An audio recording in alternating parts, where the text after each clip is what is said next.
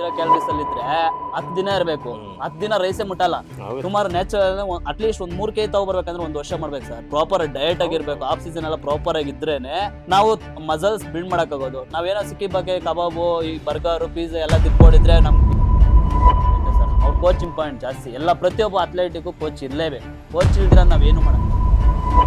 ಕೆಲವೊಂದು ಹುಡುಗರು ಏನ್ ಮಾಡ್ತಾರೆ ಅಂದ್ರೆ 3 ತಿಂಗಳು 6 ತಿಂಗಳಿಗೆ ಕೋಚ್ನ ಚೇಂಜ್ ಮಾಡ್ತಾರೆ. ಮೊದಲನೇ ಕೋಚ್ ಹತ್ರ ಇದ್ದಿದ್ದಾಗ ಅವ್ರ ಜೊತೆ ಚೆನ್ನಾಗಿದ್ದು, 2ನೇ ಕೋಚ್ ಹತ್ರ ಹೋದಾಗ ಅವ್ರ ಬಗ್ಗೆ ಇಲ್ಲದೆ ಇರೋದೆಲ್ಲ ಬರೋದಕ್ಕೆ ನಾನು ಈ ಬಾಡಿ ಬಿಲ್ಡಿಂಗ್ ಬಂದೆ. ನಾನು ಅವತ್ತೊಂದೇ ಯೋಚನೆ ಮಾಡ್ತಾ ಇದ್ದೆ. ಸೊ ನನ್ನ ಹತ್ರ ಎಲ್ಲ ಐತೆ, ಯಾಕೆ ಬಾಡಿ ಬಿಲ್ಡಿಂಗ್ ಬರಬಾರ್ದು? ಬರ್ಬೇಕಷ್ಟೇ. ದುಡ್ಡು ಬಂದ್ರೆ ಏನ್ ಬೇಕಮ್ಮ ನಡ್ಸೋರು ಕೂಡ ಇದ್ರ ಮೇಲೆ. Body building is nothing but hard work. ಇಲ್ಲಿ ಮಕ್ಕಳನ್ನ ಈ ವಯಸ್ಸಿಗೆ ಹಾಕಕ್ ಹೋಗ್ಬೇಡ, ಬೆಳವಣಿಗೆ ಆಗಲ್ಲ ಅಂತ ಹೇಳ್ತಾರೆ. ನಾನು ಅದನ್ನೇ ಹೇಳೋದು ಜನಕ್ಕೆ, ನೀವು ಪ್ರಾಪರ್ ಆಗಿ ಮೆಜರ್ ಮಾಡಿ ಎಲ್ಲ ಪ್ರಾಪರ್ ಆಗಿ ತಗೊಂಡ್ರೆ ನಿಮ್ ರಿಸಲ್ಟ್ ಚೆನ್ನಾಗೇ ಬರುತ್ತೆ. ಕರ್ನಾಟಕ ಅವರು ನೀವು ಮಿಸ್ಟೇಕ್ ಮಾಡಿರ್ಬೋದು ಸರ್, ನಿಮ್ಗೆ ಆರ್ಗನೈಸರ್ ಮಿಸ್ಟೇಕ್ ಆಗಿರ್ಬೋದು, ಸಮಸ್ಯೆ.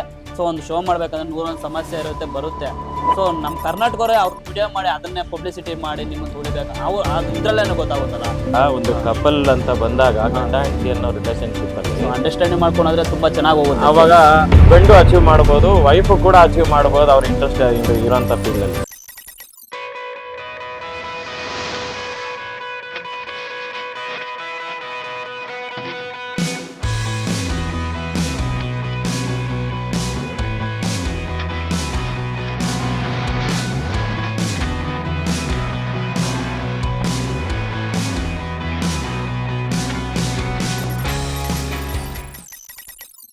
Welcome all. After long time again ನಮ್ಮ ಚಾನಲ್ನ ರೀಸ್ಟಾರ್ಟ್ ಮಾಡ್ತಾ ಇದ್ದೀವಿ. We had multiple things going on in between, competitions ಅದು ಇದು ಅಂತ. ಇವತ್ತು ನಾವು ಮಾತಾಡೋಕೆ ಹೊರಟಿರೋ ಅಂಥ ಒಂದು ಟಾಪಿಕ್ ಬಂದು ನ್ಯಾಚುರಲ್ ಬಾಡಿ ಬಿಲ್ಡಿಂಗ್, ಹಾಗೆ ನಮ್ಮ ಎದುರುಗಡೆ ಇರುವಂಥ ನ್ಯಾಚುರಲ್ ಅಥ್ಲೀಟ್ ಹೇಗೆ ಅವರ ಲೈಫ್ ತುಂಬ ಸ್ಟ್ರಗ್ಲಿಂಗ್ ಆಗಿತ್ತು, ಅವ್ರ ಪಾಸ್ಟ್ ಹೇಗಿತ್ತು, ಹಾಗೆ ಆ ತಂದೆ ತಾಯಿ ಬಾಡಿ ಬಿಲ್ಡಿಂಗ್ ಬಗ್ಗೆ ಒಂದು ನಾಲೆಡ್ಜ್ ಇರಲಿಲ್ಲ ಆ ಟೈಮಲ್ಲಿ. ಫ್ರೆಂಡ್ಸು ಮತ್ತೆ ಫ್ಯಾಮಿಲಿ ಸರ್ಕಲ್ ಅವರು ಕೂಡ ಯಾರು ಸಪೋರ್ಟ್ ಮಾಡ್ತಾ ಇರಲಿಲ್ಲ. ಕೊನೆಗೆ ಇದನ್ನೆಲ್ಲ ದಾಟ್ಕೊಂಡು competition natural body building events ಅಲ್ಲಿ ಪ್ಲೇಸ್ಮೆಂಟ್ಗಳನ್ನ ತಗೊಂಡು ಇವತ್ತು ಒಂದು ಒಳ್ಳೆ ಪ್ರಮೋಟರ್ ಆಗಿ, ಇನ್ಫ್ಲೂಯೆನ್ಸರ್ ಆಗಿ, ಫಿಟ್ನೆಸ್ ಇನ್ಫ್ಲೂಯೆನ್ಸರ್ ಆಗಿ ನಮ್ಮ ಜೊತೆ ಇದ್ದಾರೆ ಪ್ರತಾಪ್ ಆನೇಕಲ್ಲಿಂದ. ಇವ್ರ ಬಗ್ಗೆ ಹೇಳ್ಬೇಕು ಅಂದ್ರೆ ಫ್ಯಾಮಿಲಿ ಬ್ಯಾಕ್ ಗ್ರೌಂಡ್ ತುಂಬಾನೇ ಲೋ ಪಾವರ್ಟಿ ಲೈನ್ ತರ. ಅದರಲ್ಲಿ ಬಾಡಿ ಬಿಲ್ಡಿಂಗ್ ಮಾಡ್ಬೇಕು ಅಂದಾಗ ದುಡ್ಡು ಕಾಸಿನ ಪ್ರಾಬ್ಲಮ್ ಇದ್ದೇ ಇರುತ್ತೆ. ಜೊತೆಗೆ ಆ ಟೈಮಲ್ಲಿ ಸಪೋರ್ಟ್ ಮಾಡೋರು ಕಮ್ಮಿ ಇದ್ರು. ಅದೆಲ್ಲ ನಿಭಾಯಿಸ್ಕೊಂಡು ಅವರ ಒಂದು ಜರ್ನಿ ಹೇಗಿತ್ತು, ಮತ್ತೆ ಇವತ್ತು ಈ ಸ್ಟೇಜಿಗೆ ಬರ್ಬೇಕಾದ್ರೆ ಏನೆಲ್ಲ ಒಂದು ಫೇಸ್ ಆಫ್ ಲೈಫ್ ಹೇಗಿತ್ತು ಅಂತ ಕೇಳೋಣ. ಪ್ರತಾಪ್ ನಮಸ್ಕಾರ. ಸೊ ಬೇಸಿಕ್ಲಿ ನೀವ್ ಹೇಳ್ತಾ ಇದ್ರಿ, ಈಗ ನನ್ನ ಜರ್ನಿ ತುಂಬಾನೇ ಕಷ್ಟ ಆಯ್ತು ಸ್ಟಾರ್ಟಿಂಗ್ ಅಲ್ಲಿ. How did you start? ಮತ್ತೆ ನಿಮ್ಗೆ ಇದಕ್ಕೆ ಇನ್ಸ್ಪಿರೇಷನ್ ಯಾರು? ಸರ್ ನನ್ಗೆ ಇನ್ಸ್ಪಿರೇಷನ್ ಅಂದ್ರೆ, ನಾನು ತೀರಾ ಸಣ್ಣ ಇದ್ದೆ. ನಾನು ಜಿಮ್ ಜಾಯ್ನ್ ಆಗ್ತೀನಿ 2019ರಲ್ಲಿ. ನಾನು 47 kg ಇರ್ತೀನಿ. ಸೊ ಯಾರೋ ಸುತ್ತಮುತ್ತ ಹೇಳ್ತಾ ಇದ್ರು ಜಿಮ್ಗೆ ಹೋದ್ರೆ ದಪ್ಪ ಆಗ್ತೀಯಾ ಅಂತ ಹೇಳಿದ್ರು. ಸೊ ನಾನು ಕಂಟಿನ್ಯೂಸ್ ಆಗಿ 2 ವರ್ಷ ಹೋಗ್ದೆ, ಒಂದು 70 kg ದಪ್ಪ ಆಗಿದ್ದೆ. ಸೊ 2021ರಲ್ಲಿ ನನ್ ಮದುವೆ ಆಗುತ್ತೆ. ನನ್ನ ಅತ್ತೆ ಮಗಳೇ ಮದುವೆ ಮಾಡ್ಕೊಂಡಿರೋದು. ಸೊ ಮದುವೆ ಮಾಡ್ಕೊಂಡು ನಾನು ಮತ್ತೆ 2022ರಲ್ಲಿ ಶೋ ಮಾಡ್ತೀನಿ. ಆ 2021ರಲ್ಲಿ ಹೋಗಿ ಹೇಳ್ತೀನಿ ಜಿಮ್ ಅಲ್ಲಿ ನಮ್ಮ ಹುಡುಗರಿಗೆಲ್ಲ ಹೇಳ್ತೀನಿ, ನಾನು ಈಗ ಬಾಡಿ ಬಿಲ್ಡಿಂಗ್ ಮಾಡ್ತೀನಿ, ಈ ತರ 6 ಪ್ಯಾಕ್ ಕುಳಿಸ್ತೀನಿ ಅಂತ ಹೇಳಿದ್ರೆ ಅವರೆಲ್ಲ ನಗ್ದ್ಬಿಟ್ರು. ಏನಕ್ಕೋ ಮಾಡ್ತೀಯಾ, ಆರಾಮ ಮದುವೆ ಆಗಿದ್ಯಾ, ಜಿಮ್ ಎಲ್ಲ ಜಾಸ್ತಿ ಎಲ್ಲ ಮಾಡಿದ್ರೆ, ಈ ಲೆಗ್ ವರ್ಕೌಟ್ ಎಲ್ಲ ಮಾಡಿದ್ರೆ ಮಕ್ಕಳಾಗಲ್ಲ. ಸೊ ಆ ಹೂವುಗಳೆಲ್ಲ ಹೇಳ್ತಾ ಇರ್ತಾರೆ. ಸೊ ನಾವೇನೋ ಒಂದ್ ಮಾಡ್ತಾ ಇದ್ರೆ ಅಂದ್ರೆ ಇದೆಲ್ಲ ಕಾಮನೆ. ಸೊ ನಾನು ಇವರೆಲ್ಲ ಏನೋ ಒಂದ್ ಹೇಳಿ, ನಮ್ಗೇನೋ ನಾವೊಂದ್ ಮಾಡೋಣ, ಪ್ರಯತ್ನ ಪಡೋಣ, ನಮ್ ಕೈಯಲ್ಲಿ ಆಗ್ದಿದ್ದು ಏನೂ ಇಲ್ಲ, ಸೊ ಪ್ರಯತ್ನ ಪಟ್ರೆ ಎಲ್ಲ ಆಗುತ್ತೆ ಅಂದ್ಬಿಟ್ಟು ಒಂದು ಫೇಸ್ ಮಾಡ್ಕೊಂಡ್ ಬಂದೆ. ನಮ್ ಕೋಚ್ ಬಂದು ಫಸ್ಟ್ ನಾನು ಯುವ ಪ್ರಕಾಶ್ ಸರ್ ಹತ್ರ ತಗೊಂತೀನಿ. ಸೊ ಅವ್ರು ತುಂಬಾನೇ ಇನ್ಸ್ಪಿರೇಷನ್ ಆಗುತ್ತಾರೆ, ನ್ಯಾಚುರಲ್ ಬಾಡಿನಲ್ಲಿ ತುಂಬಾ ಹೆಸರು ಮಾಡಿದ್ದಾರೆ ಅಂದ್ಬಿಟ್ಟು ಅವ್ರ ಹತ್ರ ತಗೊಂಡೆ. ಸೊ ಅವ್ರ ಹತ್ರ ತಗೊಂಡು ಫಸ್ಟ್ ಶೋ ಮಾಡ್ತೀನಿ 2022ರಲ್ಲಿ. ನಾನು ಆ ಗ್ಯಾಪ್ ಅಲ್ಲಿ ನನಗೆ ಅಮೌಂಟ್ ಇಷ್ಟಾಗುತ್ತೆ ಅಷ್ಟಾಗುತ್ತೆ ಅಂತ ಫಸ್ಟ್ ಹೇಳಿಲ್ಲ, ತೀರಾ ಕಷ್ಟಪಟ್ಬಿಟ್ಟೆ. ನಾನು ಇನ್ನೇನು ಶೋಗೆ ರೆಡಿ ಆಗ್ತೀನಿ, 1 month ಬಿಫೋರ್ ಒಂದು ಸ್ವಲ್ಪ ಸಪ್ಲಿಮೆಂಟ್ ಎಲ್ಲ ತಗೊಬೇಕಾಗುತ್ತೆ, ಅದ್ರಲ್ಲಿ ಕಾಸಿರಲ್ಲ. ನನ್ನ ಫ್ರೆಂಡ್ಗೆ ಹೇಳ್ತೀನಿ, ಈ ತರ ಏನು ಗುರು ಇಷ್ಟೊಂದು ಕಷ್ಟ ಐತೆ, ಕಾಸು ಎಲ್ಲಿಂದ ತಗೊಂಡ್ಬರೋದು, ಇದೆಲ್ಲ ಬಿಟ್ಬೇಡ, ಇಲ್ಲಿಗೆ ನಾವು ಆಗಲ್ಲ, ನಮ್ಮ ಕೈಯಲ್ಲಿ ಇದೆಲ್ಲ ಮುಂದುವರಿಕೆ. ಯಾಕಂದ್ರೆ ಮಿಡಲ್ ಕ್ಲಾಸ್ ಅಲ್ಲಿ ಇದ್ದು ಏನೋ ಒಂದು 5,000 10,000 ಇದು ಏನಕ್ಕೊಂದು ಆಗುತ್ತೆ ಅಂದ್ಬಿಟ್ಟು ಹೇಳಿದೆ ನಮ್ಮ ಫ್ರೆಂಡ್ಗೆ. ಸೊ ನನ್ನ ಫ್ರೆಂಡ್ ಯಾವತ್ತು ಮರೆಯೋಕ್ಕಾಗಲ್ಲ. ಸೊ ಅವ್ರು ಹೇಳಿದ್ದು, ಇಲ್ಲ ನೀನ್ ಮಾಡು, ಇಷ್ಟೇ ಮಾಡ್ಬಿಟ್ಟಿದ್ಯಾ, ಇನ್ನೊಂದು ತಿಂಗಳು ತಾನೆ, ಏನೋ ಒಂದು ಬಾಧೆ ಬಿದ್ದು ಮಾಡ್ಬಿಡು ಅಂತ ಹೇಳಿದ್ರು. ಸೊ ಹಿಂಗ ಮಾಡ್ಕೊಂಡು ಗೋವಾಗೆ ಹೋದ್ರಿ. ಫಸ್ಟ್ ಶೋ ಮಾಡಿದ್ದು ನಾನು ಗೋವಲ್ಲೇ ಮಾಡಿದ್ದು. ಸೊ ಆಗ ಸಿಕ್ಕಾಪಟ್ಟೆ ಟ್ರಾವೆಲ್ ಎಕ್ಸ್ಪೆನ್ಸೇ ಜಾಸ್ತಿ ಆಗ್ಬಿಡ್ತು. ರೂಮ್ ಚಾರ್ಜು, ಟ್ರಾವೆಲ್ ಎಕ್ಸ್ಪೆನ್ಸು, ಮತ್ತೆ ಐಸಿನೆಲ್ಲ ಪ್ರೀಮಿಯಂ ಚಾರ್ಜು, ಕ್ಯಾಟಗರಿಗೆಲ್ಲ ಪೇ ಮಾಡ್ಬೇಕು. ಆಗ್ಲೂ ತುಂಬಾ ಕಷ್ಟ ಇತ್ತು. ಆಗ ನಮ್ಮ ಮಾವರು ಒಂದು 10,000 ಕಾಸು ಕೊಟ್ರು. ಯಾಕಂದ್ರೆ ನಾನು ಏನು ಇಲ್ಲಿ ಬಂದು ಮಾತಾಡ್ತಾ ಇದ್ದೀನಿ, ನಿಮ್ ಜೊತೆ ಎಲ್ಲ ಇದೀನಿ ಅಂದ್ರೆ ಅವರೇ ನನಗೆ ಯಾಕಂದ್ರೆ ಅವ್ರು ನಾನು ಯಾವ ತರ ಬೆಳಿಬೇಕು, ಯಾರ ಜೊತೆ ಹೆಂಗಿರ್ಬೇಕು, ಯಾವ ತರ ಬಟ್ಟೆ ಹಾಕ್ಬೇಕು, ನೀನ್ ಹೆಂಗ್ ಚೇಂಜ್ ಆಗ್ಬೇಕಂತ ಎಲ್ಲ ಹೇಳ್ಕೊಟ್ರು. ಮತ್ತೆ ಕಾಲೇಜ್ ಲೈಫ್ ಅಲ್ಲೆಲ್ಲ ಅವರೇ ನಂಗೆ ಸಿಕ್ಕಾಪಟ್ಟೆ ಸಪೋರ್ಟ್ ಮಾಡ್ಕೊಟ್ಟಿದ್ದು. ಈಗ ನಾನು ಏನ್ ಮಾಡ್ತಾ ಇದೀನೋ ಬಿಸ್ನೆಸ್, ನನ್ಗೆ ಇನ್ಕಮ್ ಬಂದು ನನ್ ಬಿಸ್ನೆಸ್ ಐತೆ. ಸೊ ನಾನು ಬಾಡಿ ಬಿಲ್ಡಿಂಗ್ ಮಾಡ್ತಾ ಇದೀನಿ ಅಂದ್ರೆ ನಾನು ಇದ್ರೊಂದೇ ನಂಬ್ಕೊಂಡ್ ಮಾಡಕ್ಕಾಗಲ್ಲ. ಸೈಡ್ ಅಲ್ಲಿ ಒಂದ್ ಸ್ವಲ್ಪ ಇನ್ಕಮ್ ಬರುತ್ತೆ. ಆ ಇನ್ಕಮ್ ಬಿಸ್ನೆಸ್ ಮಾಡಕ್ ನಂಗೆ ಸಪೋರ್ಟ್ ಮಾಡಿ ನಮ್ ಚಿಕ್ಕಪ್ಪ ಅವರು, ಅವ್ರನ್ನು ಯಾವತ್ತೂ ಮರೆಯಕ್ಕಾಗಲ್ಲ. ಯಾಕಂದ್ರೆ ಅನ್ನ ಹಾಕಿರೋರ್ನ ನನಗೆ ಸಾಯೋವರೆಗೂ ನಾನು ಅವ್ರ ಋಣ ತೀರ್ಸಕ್ಕಾಗಲ್ಲ. ಸೊ ಅಟ್ಲೀಸ್ಟ್ ಈ ತರ ಇವೆಂಟ್ ಬಂದ್ರೆ ಅವ್ರ ಹೆಸರು ಹೇಳ್ಕೊಂಡು ಅವ್ರಿಗೊಂದು ತೃಪ್ತಿ ತರ್ಸೋ ಕೆಲಸ ಮಾಡ್ತೀನಿ. ಅದ್ರ ಬಿಟ್ರೆ ಇನ್ನೇನು ಮಾಡಕ್ಕಾಗಲ್ಲ. 2022 ಮಾಡಿದಾಗ ನಂಗೆ 5th ಪ್ಲೇಸ್ ಆಯ್ತು. ನಮ್ ತಾಯಿಗೆ ತಗೊಂಬಂದ್ ಹೇಳಿದೆ ನಾನು, ಅಮ್ಮ ಈ ತರ ನಾನು ಶೋ ಮಾಡಿದ್ದೆ, ನಾನು ಇಷ್ಟೆಲ್ಲ ಖರ್ಚು ಮಾಡ್ಬಿಟ್ಟು ನೀನು ಹೋಗ್ಬಿಟ್ಟು ಮೆಡ್ಲ್ ಎತ್ಕೊ ಬರಕ್ ಹೋಗಿದ್ದೆ ನೀನು ಅಂತ ಹೇಳಿದ್ರು. ಅವ್ರಿಗೆ ಯಾಕಂದ್ರೆ ಅವ್ರಿಗೆ ಅರ್ಥ ಆಗಲ್ಲ. ನಮ್ ತಂದೆ ತಾಯಿ ಪಾಪ ಅವರು ಕೂಲಿ ಮಾಡ್ಕೊಂಡಿದ್ದು, ತನ್ನ ಮಕ್ಳು ಹೆಂಗ್ ಬೆಳೆಸ್ಬೇಕು, ಯಾವ ತರ ಬೆಳೆಸ್ಬೇಕು, ಏನ್ರಲ್ಲಿ ಹೋದ್ರೆ ಅವ್ರಿಗೆ ನೆಕ್ಸ್ಟ್ ಅವ್ರು ಒಂದು ಹೆಸರು ಮಾಡ್ತಾರೆ ಅಂತ ಅವ್ರಿಗೂ ಯಾರಿಗೂ ಗೊತ್ತಿಲ್ಲ. ಸೊ ನಾನೇ ಇಷ್ಟು ದೂರ ಬಂದು ಒಂದು ಹೆಸರು ಮಾಡ್ಕೊಂಡು ಇನ್ಸ್ಟಾಗ್ರಾಮ್ ಅಲ್ಲಿ ಪ್ರತಾಪ್ ಕನ್ನಡಿಗ ಅಂತ ಹೆಸರು ಮಾಡ್ಕೊಂಡು ಸುಮಾರು ಜನ ಪ್ರೀತಿ ಪಡ್ಕೊಂಡಿದ್ದೀನಿ. ಸುಮಾರು ಜನಕ್ಕೆ ನಾನು ಇಷ್ಟ ಆಗಿದ್ದೀನಿ. ತುಂಬಾ ಇಷ್ಟ ಪಡ್ತಾವ್ರೆ. ಅವ್ರ ಸಪೋರ್ಟ್ ಇಂದಾನೆ ನಾನು ಇಷ್ಟು ದೂರನೂ ಬಂದಿದ್ದು. ಸೊ ನನ್ನ ಇನ್ಸ್ಟಾಗ್ರಾಮ್ ಅವರು ಜಾಸ್ತಿ ಸಪೋರ್ಟ್ ಮಾಡಿದ್ದಾರೆ. ಮತ್ತೆ ನಮ್ ತಾಯಿಗೆ ಹೇಳಿದಾಗ ಅವ್ರಿಗೆ ಅರ್ಥ ಆಗಿರ್ಲ, ಮತ್ತೆ ಸ್ಟಾರ್ಟ್ ಮಾಡ್ತೀನಿ ಶೋ ಮಾಡಕ್ಕೆ. ಒಂದು 6 ತಿಂಗಳು ಒಂದ್ ವರ್ಷ ಬಿಟ್ಟು ಮತ್ತೆ ಸ್ಟಾರ್ಟ್ ಮಾಡ್ತೀನಿ. ಆವಾಗ ನಮ್ ತಾಯಿಯವ್ರು ಮತ್ತೆ ಬೈತಾ ಇದ್ರು, ಏನಕ್ಕೆ ಶೋ ಮಾಡ್ತೀಯಾ, ಇರೋಬಾರ ಯಾವ್ದೋ ಒಂದ್ 2 ರೂಪಾಯಿ ಸಂಪಾದನೆ ಮಾಡ್ತಾರೆ ಅಂದ್ಬಿಟ್ಟು ಇದಕ್ಕೆ ಖರ್ಚು ಮಾಡಿದ್ರೆ ನಿನ್ ಮುಂದೆ ಭವಿಷ್ಯ ಏನ್ ಮಾಡ್ತೀಯಾ, ಏನೋ ಮದುವೆ ಆಗಿದೆ ಮಕ್ಳಿಗೆಲ್ಲ ಏನ್ ಮಾಡ್ತೀಯಾ, ಸ್ಕೂಲ್ ಫೀಸ್ ಇರುತ್ತೆ, ಮನೆ ಖರ್ಚಿರುತ್ತೆ, ಹಾಸ್ಪಿಟಲ್ ಖರ್ಚಿರುತ್ತೆ, ಇವೆಲ್ಲ ಇರುತ್ತೆ, ನೀನ್ ಇದನ್ನೆಲ್ಲ ಇದ್ಕೊಂಡು ಹೆಂಗ್ ಬ್ಯಾಲೆನ್ಸ್ ಮಾಡ್ತೀಯಾ, ಇರೋಬರನೆಲ್ಲ ಇದಕ್ಕೆ ಹಾಳು ಮಾಡ್ಬಿಡು, ನೀನ್ ಇದಕ್ಕೆ ಹುಟ್ಟಿರೋದು, ಹಂಗೆ ಹೆಂಗೆ ಅಂತ ಬೈತಾ ಇದ್ರು. ಸರಿ ನಮ್ ತಾಯಿನೇ ಬೈತಾರ ಅಂದ್ಬಿಟ್ಟು ಅವ್ರು ಬೈದ್ರೆ ನಾವು ಒಂದು ಸ್ವಲ್ಪ ಬುದ್ಧಿ ಬರೋದು. ಸರ್ ಹಂಗೂ ನಾನು ನಮ್ ತಾಯಿ ತೀರಾ ಮತ್ತೆ ಬೆಂಗಳೂರು ಶೋ ಮಾಡ್ತೀನಿ. ನಮ್ ತಾಯಿನ ಕರ್ಕೊಂಡು ಹೋಗ್ತೀನಿ. ಆಗ ಅಮ್ಮ ಬಾ ಬಾಡಿ ಬಿಲ್ಡಿಂಗ್ ಅಂದ್ರೆ ಏನಂತ ತೋರಿಸ್ತೀನಿ, ಇದರಿಂದ ಕಾಸು ಬರಲ್ಲ, ಓನ್ಲಿ ಮೆಡ್ಲೆ ಬರುತ್ತೆ, ಆದ್ರೆ ಅಲ್ಲಿ ನೋಡಮ್ಮ ನಿಮ್ಗೆ ಹೆಂಗ ಅನ್ಸುತ್ತೆ ಅಂತ. ನಮ್ ತಾಯಿ ಆ ಶೋ ನೋಡಿದಾಗ ಕಣ್ಣೀರ್ ಬಂದ್ಬಿಡ್ತು ಅವ್ರಿಗೆ. ನನ್ನ ಮಗ ಇಷ್ಟೆಲ್ಲ ಕಷ್ಟಪಟ್ಟು ಹಿಂಗ್ ಬಂದಿದ್ನಾ ಅಂದ್ಬಿಟ್ಟು. ಸುಮಾರು ಜನ ಹತ್ರ ಬಂದು ಫೋಟೋ ಇಡ್ಸ್ಕೊಂಡ್ರು, ವಿಡಿಯೋ ವೈರಲ್ ಆಯ್ತು. ಅವಾಗ ನಮ್ ತಾಯಿಗ ಸುಮಾರು ವಿಲೇಜ್ ಅಲ್ಲೆಲ್ಲ ಕೇಳ್ತಾ ಇದ್ರಿ, ನಿನ್ ಮಗ ಇಷ್ಟೊಂದು ಸಾಧನೆ ಮಾಡ್ಬಿಟ್ಟಿದ್ದಾನೆ, ಎಲ್ಲಿ ನೋಡಿದ್ರೆ ನಿನ್ ಮಗನೇ ಬರ್ತಾನೆ ವಿಡಿಯೋ ಹಂಗೆ ಹಿಂಗೆ ಅಂತ ಹೇಳ್ತಾ ಇದ್ರು. ಅವಾಗ ನಮ್ ತಾಯಿ ಸಿಕ್ಕಾಪಟ್ಟೆ ಖುಷಿ ಪಟ್ರು. ಸೊ ನಾನು ನೆಕ್ಸ್ಟ್ ತೀರಾ ಮತ್ತೆ ನಾನು ಇದುವರೆಗೆ 5 ಶೋ ಮಾಡಿದಾಗ 2 ಶೋ ಪಾರ್ಟಿಸಿಪೇಟ್ ಮಾಡಿದಾಗ 3ನೇ ಶೋಗೂ ನಮ್ಮ ಫ್ಯಾಮಿಲಿ ಸಿಕ್ಕಾಪಟ್ಟೆ ಸಪೋರ್ಟ್ ಮಾಡಿದ್ರು. ತಮ್ಮ ಆಗ್ಲಿ, ನಮ್ಮ ಅಪ್ಪ, ನಮ್ಮ ಅಮ್ಮ, ನಮ್ಮ ತಂದೆ ತಾಯಿ ಒಂದೇ. ನಾನು ಏನ್ ಮಾಡ್ತೀನಿ ಅಂದ್ರೆ ಅವ್ರು ಏನು ಕೇಳಲ್ಲ. ನನ್ ಮಗ ಏನೋ ಮಾಡ್ತಾವನೆ, ಅವನೇನೋ ಸಾಧನೆ ಮಾಡ್ತಾ ಅಂದ್ಬಿಟ್ಟಿದ್ದಾರೆ. ಜರ್ನಿ ತುಂಬಾ ಚೆನ್ನಾಗೈತೆ. ತುಂಬಾ ಕಷ್ಟಪಟ್ಟು ಬಂದಿದ್ದೀನಿ. ಎಷ್ಟೇ ಕಷ್ಟಪಟ್ರು ನಾನು ಏನ್ ಅನ್ಕೊಂಡಿದ್ರೆ ನಾನು ಸಾಧನೆ ಮಾಡ್ತಾ ಇದೀನಿ. ಮುಂದೆನೂ ಸಾಧನೆ ಮಾಡ್ತೀನಿ. ನಾನು ರಕ್ತ ಇರೋ ಗಂಟನು ಈ ಫೀಲ್ಡ್ ಬಿಡಕ್ ಹೋಗಲ್ಲ. ಯಾಕಂದ್ರೆ ಇಲ್ಲಿಂದಾನೇ ನಾನು ಜಾಸ್ತಿ ಜನ ಪ್ರೀತಿ ಪಡ್ಕೊಂಡಿದ್ದೀನಿ, ಒಂದ್ ಸ್ವಲ್ಪ ಜನ ಗುರ್ಸ್ಕೊಂಡಿದೀನಿ, ಸ್ವಲ್ಪ ಜನಕ್ಕೆ ಇನ್ಸ್ಪಿರೇಷನ್ ಆಗಿದ್ದೀನಿ. ಸೊ ಇದನ್ನ ಯಾವತ್ತೂ ನಾನು ಇಲ್ಲಿ ಈ ಜನ ಹೆಣ್ ಮಾಡಲ್ಲ ಸರ್. ಇವತ್ತು ಈ ಮಟ್ಟಕ್ಕೆ ಬೆಳೆದಿದ್ದೀರಾ, ಒಂದು ಪ್ರಾಡಕ್ಟ್ ಕೂಡ ಪ್ರಮೋಟ್ ಮಾಡ್ತಾ ಇದ್ದೀರಾ, ಸೋಷಿಯಲ್ ಮೀಡಿಯಾದಲ್ಲಿ ಇನ್ಸ್ಟಾಗ್ರಾಮ್ ಅಲ್ಲಿ ಎಷ್ಟು ಜನ ಫಾಲೋವರ್ಸ್ ಇದ್ದಾರೆ. ಸೊ ಇದೆಲ್ಲ ಬರೋದಕ್ಕೆ ಏನು 2 ದಿನ 3 ದಿನದಲ್ಲಿ ಅಂತೂ ಸಾಧ್ಯ ಇಲ್ಲ. ಇದೆಲ್ಲ ತುಂಬಾ ಎಫರ್ಟ್ಸ್ ಇರಬೇಕು. ಒಂದು ಲಾಂಗ್ ಟರ್ಮ್ ಎಫರ್ಟ್ಸ್ ಅಂತ ಹೇಳಿ, ಲಾಂಗ್ ಟೈಮ್ ಎಫರ್ಟ್ ಅಂತ ಹೇಳ್ತೀವಿ. ಡೇ 1 ಇಂದ ಸ್ಟಾರ್ಟ್ ಮಾಡಿದಾಗ ಯಾರು ರೆಕಗ್ನೈಸ್ ಮಾಡಲ್ಲ. ಆಮೇಲೆ ನಾವ್ ಯಾವಾಗ ಅಚೀವ್ ಮಾಡ್ತೀವಿ ಆಗ ನಮ್ಗೆ ಫಾಲೋವರ್ಸ್ ಜಾಸ್ತಿ ಆಗ್ತಾರೆ. ನಾವ್ ಮಾಡೋ ಅಚೀವ್ಮೆಂಟ್ ಮೇಲೆ ನಮ್ ಜನ ಎಲ್ಲೋ ಗುರುತಿಸ್ತಾರೆ. ಹಿಂಗೆ ಪೇರೆಂಟ್ಸ್ಗೆ ನೀವ್ ಹೇಳ್ದಂಗೆ ಸ್ಟಾರ್ಟಿಂಗ್ ಅಲ್ಲಿ, ಇವನಪ್ಪ ಇವನೇನೋ ಸುಮ್ನೆ ಅನ್ಯಾಯ ಮಾಡ್ದು ದುಡ್ಡು ವ್ಯಯ ಮಾಡ್ತಾವನೆ, ಎಲ್ಲೋ ಮೋಸ ಹೋಗ್ತಾವನೆ, ಸುಮ್ನೆ ಹೋಗೋದು ಬಾಡಿ ಬಿಲ್ಡಿಂಗ್ ಮಾಡಿ ಬರೋದು. ಯಾವಾಗ ನಿಮ್ಮ ಹೆಸರು ಜಾಸ್ತಿ ಆಗುತ್ತೆ, ಯಾವಾಗ ನಿಮ್ ಪಾಪ್ಯುಲಾರಿಟಿ ಇನ್ಕ್ರೀಸ್ ಆಗುತ್ತೆ, ಆಗ ಎಲ್ರಿಗೂ ರಿಯಲೈಸ್ ಆಗುತ್ತೆ, ಇಲ್ಲ ನನ್ ಮಗ ಏನೋ ಒಂದ್ ಮಾಡ್ತಾವನೆ, ದೊಡ್ಡ ಮಟ್ಟದಲ್ಲಿ ಮಾಡ್ತಾವನೆ ಅನ್ನೋದು. ಅವತ್ತಿಂದ ನಿಮ್ಗೆ ಸಪೋರ್ಟ್ ಸಿಕ್ಕಿದೆ. ತುಂಬಾ ಸಪೋರ್ಟ್ ಮಾಡ್ತಾವ್ರೆ ಸರ್. ಫ್ಯಾಮಿಲಿ ಈಗ ಸಪೋರ್ಟ್ ತುಂಬಾನೇ ಮಾಡ್ತಾವ್ರೆ. ಈ ಮಧ್ಯದಲ್ಲಿ ನೀವು ಮದ್ವೆ ಆಯ್ತು ಅಂತ ಹೇಳಿದ್ರಿ. ಹೌದು. 2021 ಅಲ್ವಾ? ಹೌದು. ಸೊ 2021 ಮದ್ವೆ ಆದಾಗ ಅದಕ್ಕೆ ಮುಂಚೆ 2029 ಅಲ್ಲಿ ನಿಮ್ಮ ಈ ಬಾಡಿ ಬಿಲ್ಡಿಂಗ್ ಸ್ಟಫ್ ಅಥವಾ ವರ್ಕೌಟ್ ಮಾಡೋದೆಲ್ಲ ಸ್ಟಾರ್ಟ್ ಮಾಡಿದ್ದು ಅಂತ ಹೇಳಿ. ಸೊ ಈ ವೈಫ್ ಬಂದ ಮೇಲೆ ಹೇಗೆ ನಿಮ್ನ ಅವರು ಸಪೋರ್ಟ್ ಮಾಡಿದ್ರು? ಸರ್ ನಾನು ಏನೇ ಒಂದ್ ಮಾಡಿದ್ರೆ ನಾವು ಫ್ಯಾಮಿಲಿಯಲ್ಲಿ ಫಸ್ಟ್ ಆಫ್ ಆಲ್ ನಾನು ಹೇಳಿದಂಗೆ ಅವ್ರೆಲ್ಲಾರು ಕೇಳ್ತಾರೆ. ಯಾಕಂದ್ರೆ ನಾನು ಏನೋ ಒಂದ್ ಮಾಡ್ತಾ ಇದೀನಿ.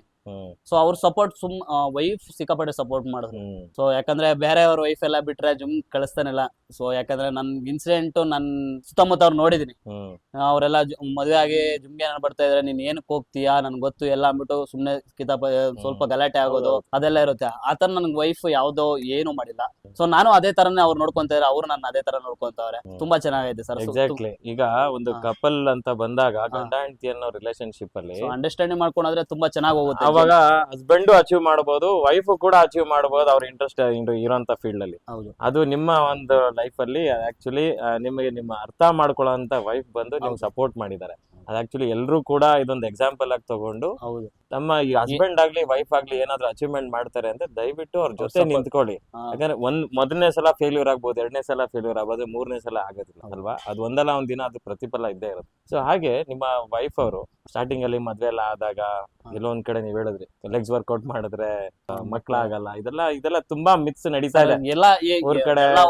ಅವ್ರಿಗೇನು ಗೊತ್ತಿರಲ್ಲ ಅದು ಫೀಲ್ಡ್ ಬಗ್ಗೆ. ಅವ್ರು ಏನೋ ಒಂದ್ ಹೇಳ್ತಾರೆ, ಈಗ ವೇ ಪ್ರೋಟೀನ್ ಹಾಕ್ತಾರೆ ಕಿಡ್ನಿ ಡ್ಯಾಮೇಜ್ ಆಗ್ಬಿಡುತ್ತೆ ಅಂತ ಹೇಳ್ತಾರೆ. ನಮ್ಮ ತಾಯಿಗೆ ರೀಸೆಂಟ್ ಆಗಿ ಹೇಳಿದ್ರು, ಯಾರೋ ಊರೊಳಗೆ ಹೋಗಿರ್ತಾರೆ, ನಮ್ಮ ತಾಯಿ ವಿಲೇಜ್ ಅಲ್ಲಿ ಇರೋದಲ್ಲ, ಯಾರೋ ಹೋದಾಗ ನಿನ್ ಮಗ ಪೌಡರ್ ಎಲ್ಲ ಹಾಕ್ತಾನೆ, ಕಿಡ್ನಿ ಡ್ಯಾಮೇಜ್ ಆಗ್ಬಿಡುತ್ತೆ, ಹುಷಾರು, ಅವ್ನಿಗೆ ಹೇಳ್ರಿ, ಜಾಸ್ತಿ ಮಾಡ್ತಾವನೆ, ಜಾಸ್ತಿ ಏನು ಇಷ್ಟೊಂದು ಹಾರ್ಡ್ ವರ್ಕ್ ಮಾಡದೆ ಇರ್ತಾರೆ, ಹೇಳ್ತು ನೋಡಿದಿರಲ್ಲ ನೀವೇ, ಇವಾಗ ಟಿವಿನೆಲ್ಲ ನೋಡಿದ್ರೆ ಎಷ್ಟೋ ಜನ ಹಾರ್ಟ್ ಅಟ್ಯಾಕ್ ಆಗಿ ಸತ್ತಿದ್ದಾರೆ, ಹಂಗೆ ಹಿಂಗೆ ಅಂತ ಹೇಳ್ತಾ ಇದ್ರು. ನಮ್ಮ ತಾಯಿಗೆ ನಾನು ಹೇಳಿದೆ, ಅಮ್ಮ ವೇ ಪ್ರೋಟೀನ್ ಹಾಕ್ತಾರೆ ಇಷ್ಟ ಆಗುತ್ತೆ ಪ್ರಾಬ್ಲಮ್ ಅಂತ ಹೇಳ್ತಾರೆ, ನೀವು ತಿಂತೀರಾ ವೆಜಿಟೇಬಲ್ ಫ್ರೂಟ್ಸ್, ಅದ್ರಲ್ಲಿ ಎಷ್ಟು ಕೆಮಿಕಲ್ ಐತೆ ಅಂತ ಅದ್ರಲ್ಲಿ ನೋಡಿದಾರೆ ಯಾರು ನೋಡಲ್ಲ. ಯಾಕಂದ್ರೆ ಇದು ಮೇಲೆ ಗೊತ್ತಾಗುತ್ತೆ, ನಾವ್ ಬಾಡಿ ಬರುತ್ತೆ, ಎಲ್ಲರಿಗೂ ಗೊತ್ತಾಗುತ್ತೆ, ಅದರಿಂದ ಎಷ್ಟು ಕಷ್ಟಪಟ್ಟು ಮಾಡ್ತಾರೆ ಅಂತ ಅವ್ರಿಗೆ ಯಾರಿಗೂ ಗೊತ್ತಿರಲ್ಲ. ಜನ ನಾವ್ ಏನೋ ಒಂದ್ ಮಾಡ್ತಾ ಇದ್ರೆ ಅಂದ್ರೆ ಅದರಿಂದ ಏನೋ ಒಂದ್ ಸುಳ್ಳು ಹೇಳ್ತಾನೆ ಇರ್ತಾರೆ, ನಮ್ಮನ್ನ ಡಿಮೋಟಿವೇಟ್ ಮಾಡ್ತಾ ಇರ್ತಾರೆ. ನಾವ್ ಅದ್ರ ಬಗ್ಗೆ ತಲೆ ಕೆಡ್ಸ್ಕೊಳಕ್ ನಾವ್ ಏನ್ ಮಾಡ್ತೇವೆ ನಿನ್ ಗೊತ್ತು ನನಗ್ ಗೊತ್ತು, ಹೋಗ್ತಾ ಇರೋಣ. ಜನ ಬಗ್ಗೆ ನಾವ್ ತಲೆ ಕೆಡ್ಸ್ಕೊಂಡು ನಾವ್ ಏನು ಮಾಡಕ್ಕಾಗಲ್ಲ ಈ ಪ್ರಪಂಚದಲ್ಲಿ ಅಂತ ಹೇಳಿದೆ. ನಿಮ್ ಮೊದಲನೇ ಮಗು ಆಗಿದ್ ಯಾವ ಡೇಟ್ ಅಲ್ಲಿ? ಸರ್ ನಂಗೆ ಡಿಸೆಂಬರ್ 6ನೇ ತಾರೀಕು ಮಗು ಆಗುತ್ತೆ. 2021 ಡಿಸೆಂಬರ್ 6th. ಅಲ್ಲಿಗೆ ನೀವು ಮದ್ವೆ ಆಗಿ ಡಿಸೆಂಬರ್ 2021 ಸ್ಟಾರ್ಟಿಂಗ್ ಅಲ್ಲಿ ಮದ್ವೆ ಆಗಿ ಮಗು ಆಯ್ತು. ಅವಾಗ ಕಾಂಪಿಟೇಷನ್ ಪ್ರೆಪ್ ಅಲ್ಲೇ ಇದ್ರಿ. ಹೌದು. ಏನಕ್ಕೆ ನಾನು ಇದನ್ನ ಕೇಳ್ತಾ ಇದೀನಿ ಅಂದ್ರೆ ಜನಕ್ಕೆ ಗೊತ್ತಾಗ್ಲಿ ಸರ್, ಅವ್ರು ಬಾಡಿ ಬಿಲ್ಡಿಂಗ್ ಮಾಡ್ಬೇಕಾದ್ರೆ ಮಕ್ಳಾಗಲ್ಲ ಅನ್ನೋದು ಸುಳ್ಳು. ದಯವಿಟ್ಟು ನೀವು ಪ್ರಾಪರ್ ಸೈಂಟಿಫಿಕ್ ಆಗಿ ಒಂದ್ ಒಳ್ಳೆ ಕೋಚ್, ಒಂದ್ ಒಳ್ಳೆ ಗೈಡೆನ್ಸ್ ಇದ್ರೆ ಯಾವುದೇ ರೀತಿಯಾದ ಕಾಂಪ್ಲಿಕೇಶನ್ಸ್ ಆಗಲ್ಲ. ನೀವು ಬಾಡಿ ಬಿಲ್ಡಿಂಗ್ ಮಾಡ್ಬೋದು, ಯಾವುದೇ ಸ್ಪೋರ್ಟ್ಸ್ ಅಲ್ಲಿ ಅಚೀವ್ ಕೂಡ ಮಾಡ್ಬೋದು ಅನ್ನೋದು ನೀವೇ ಒಂದು ಎಕ್ಸಾಂಪಲ್.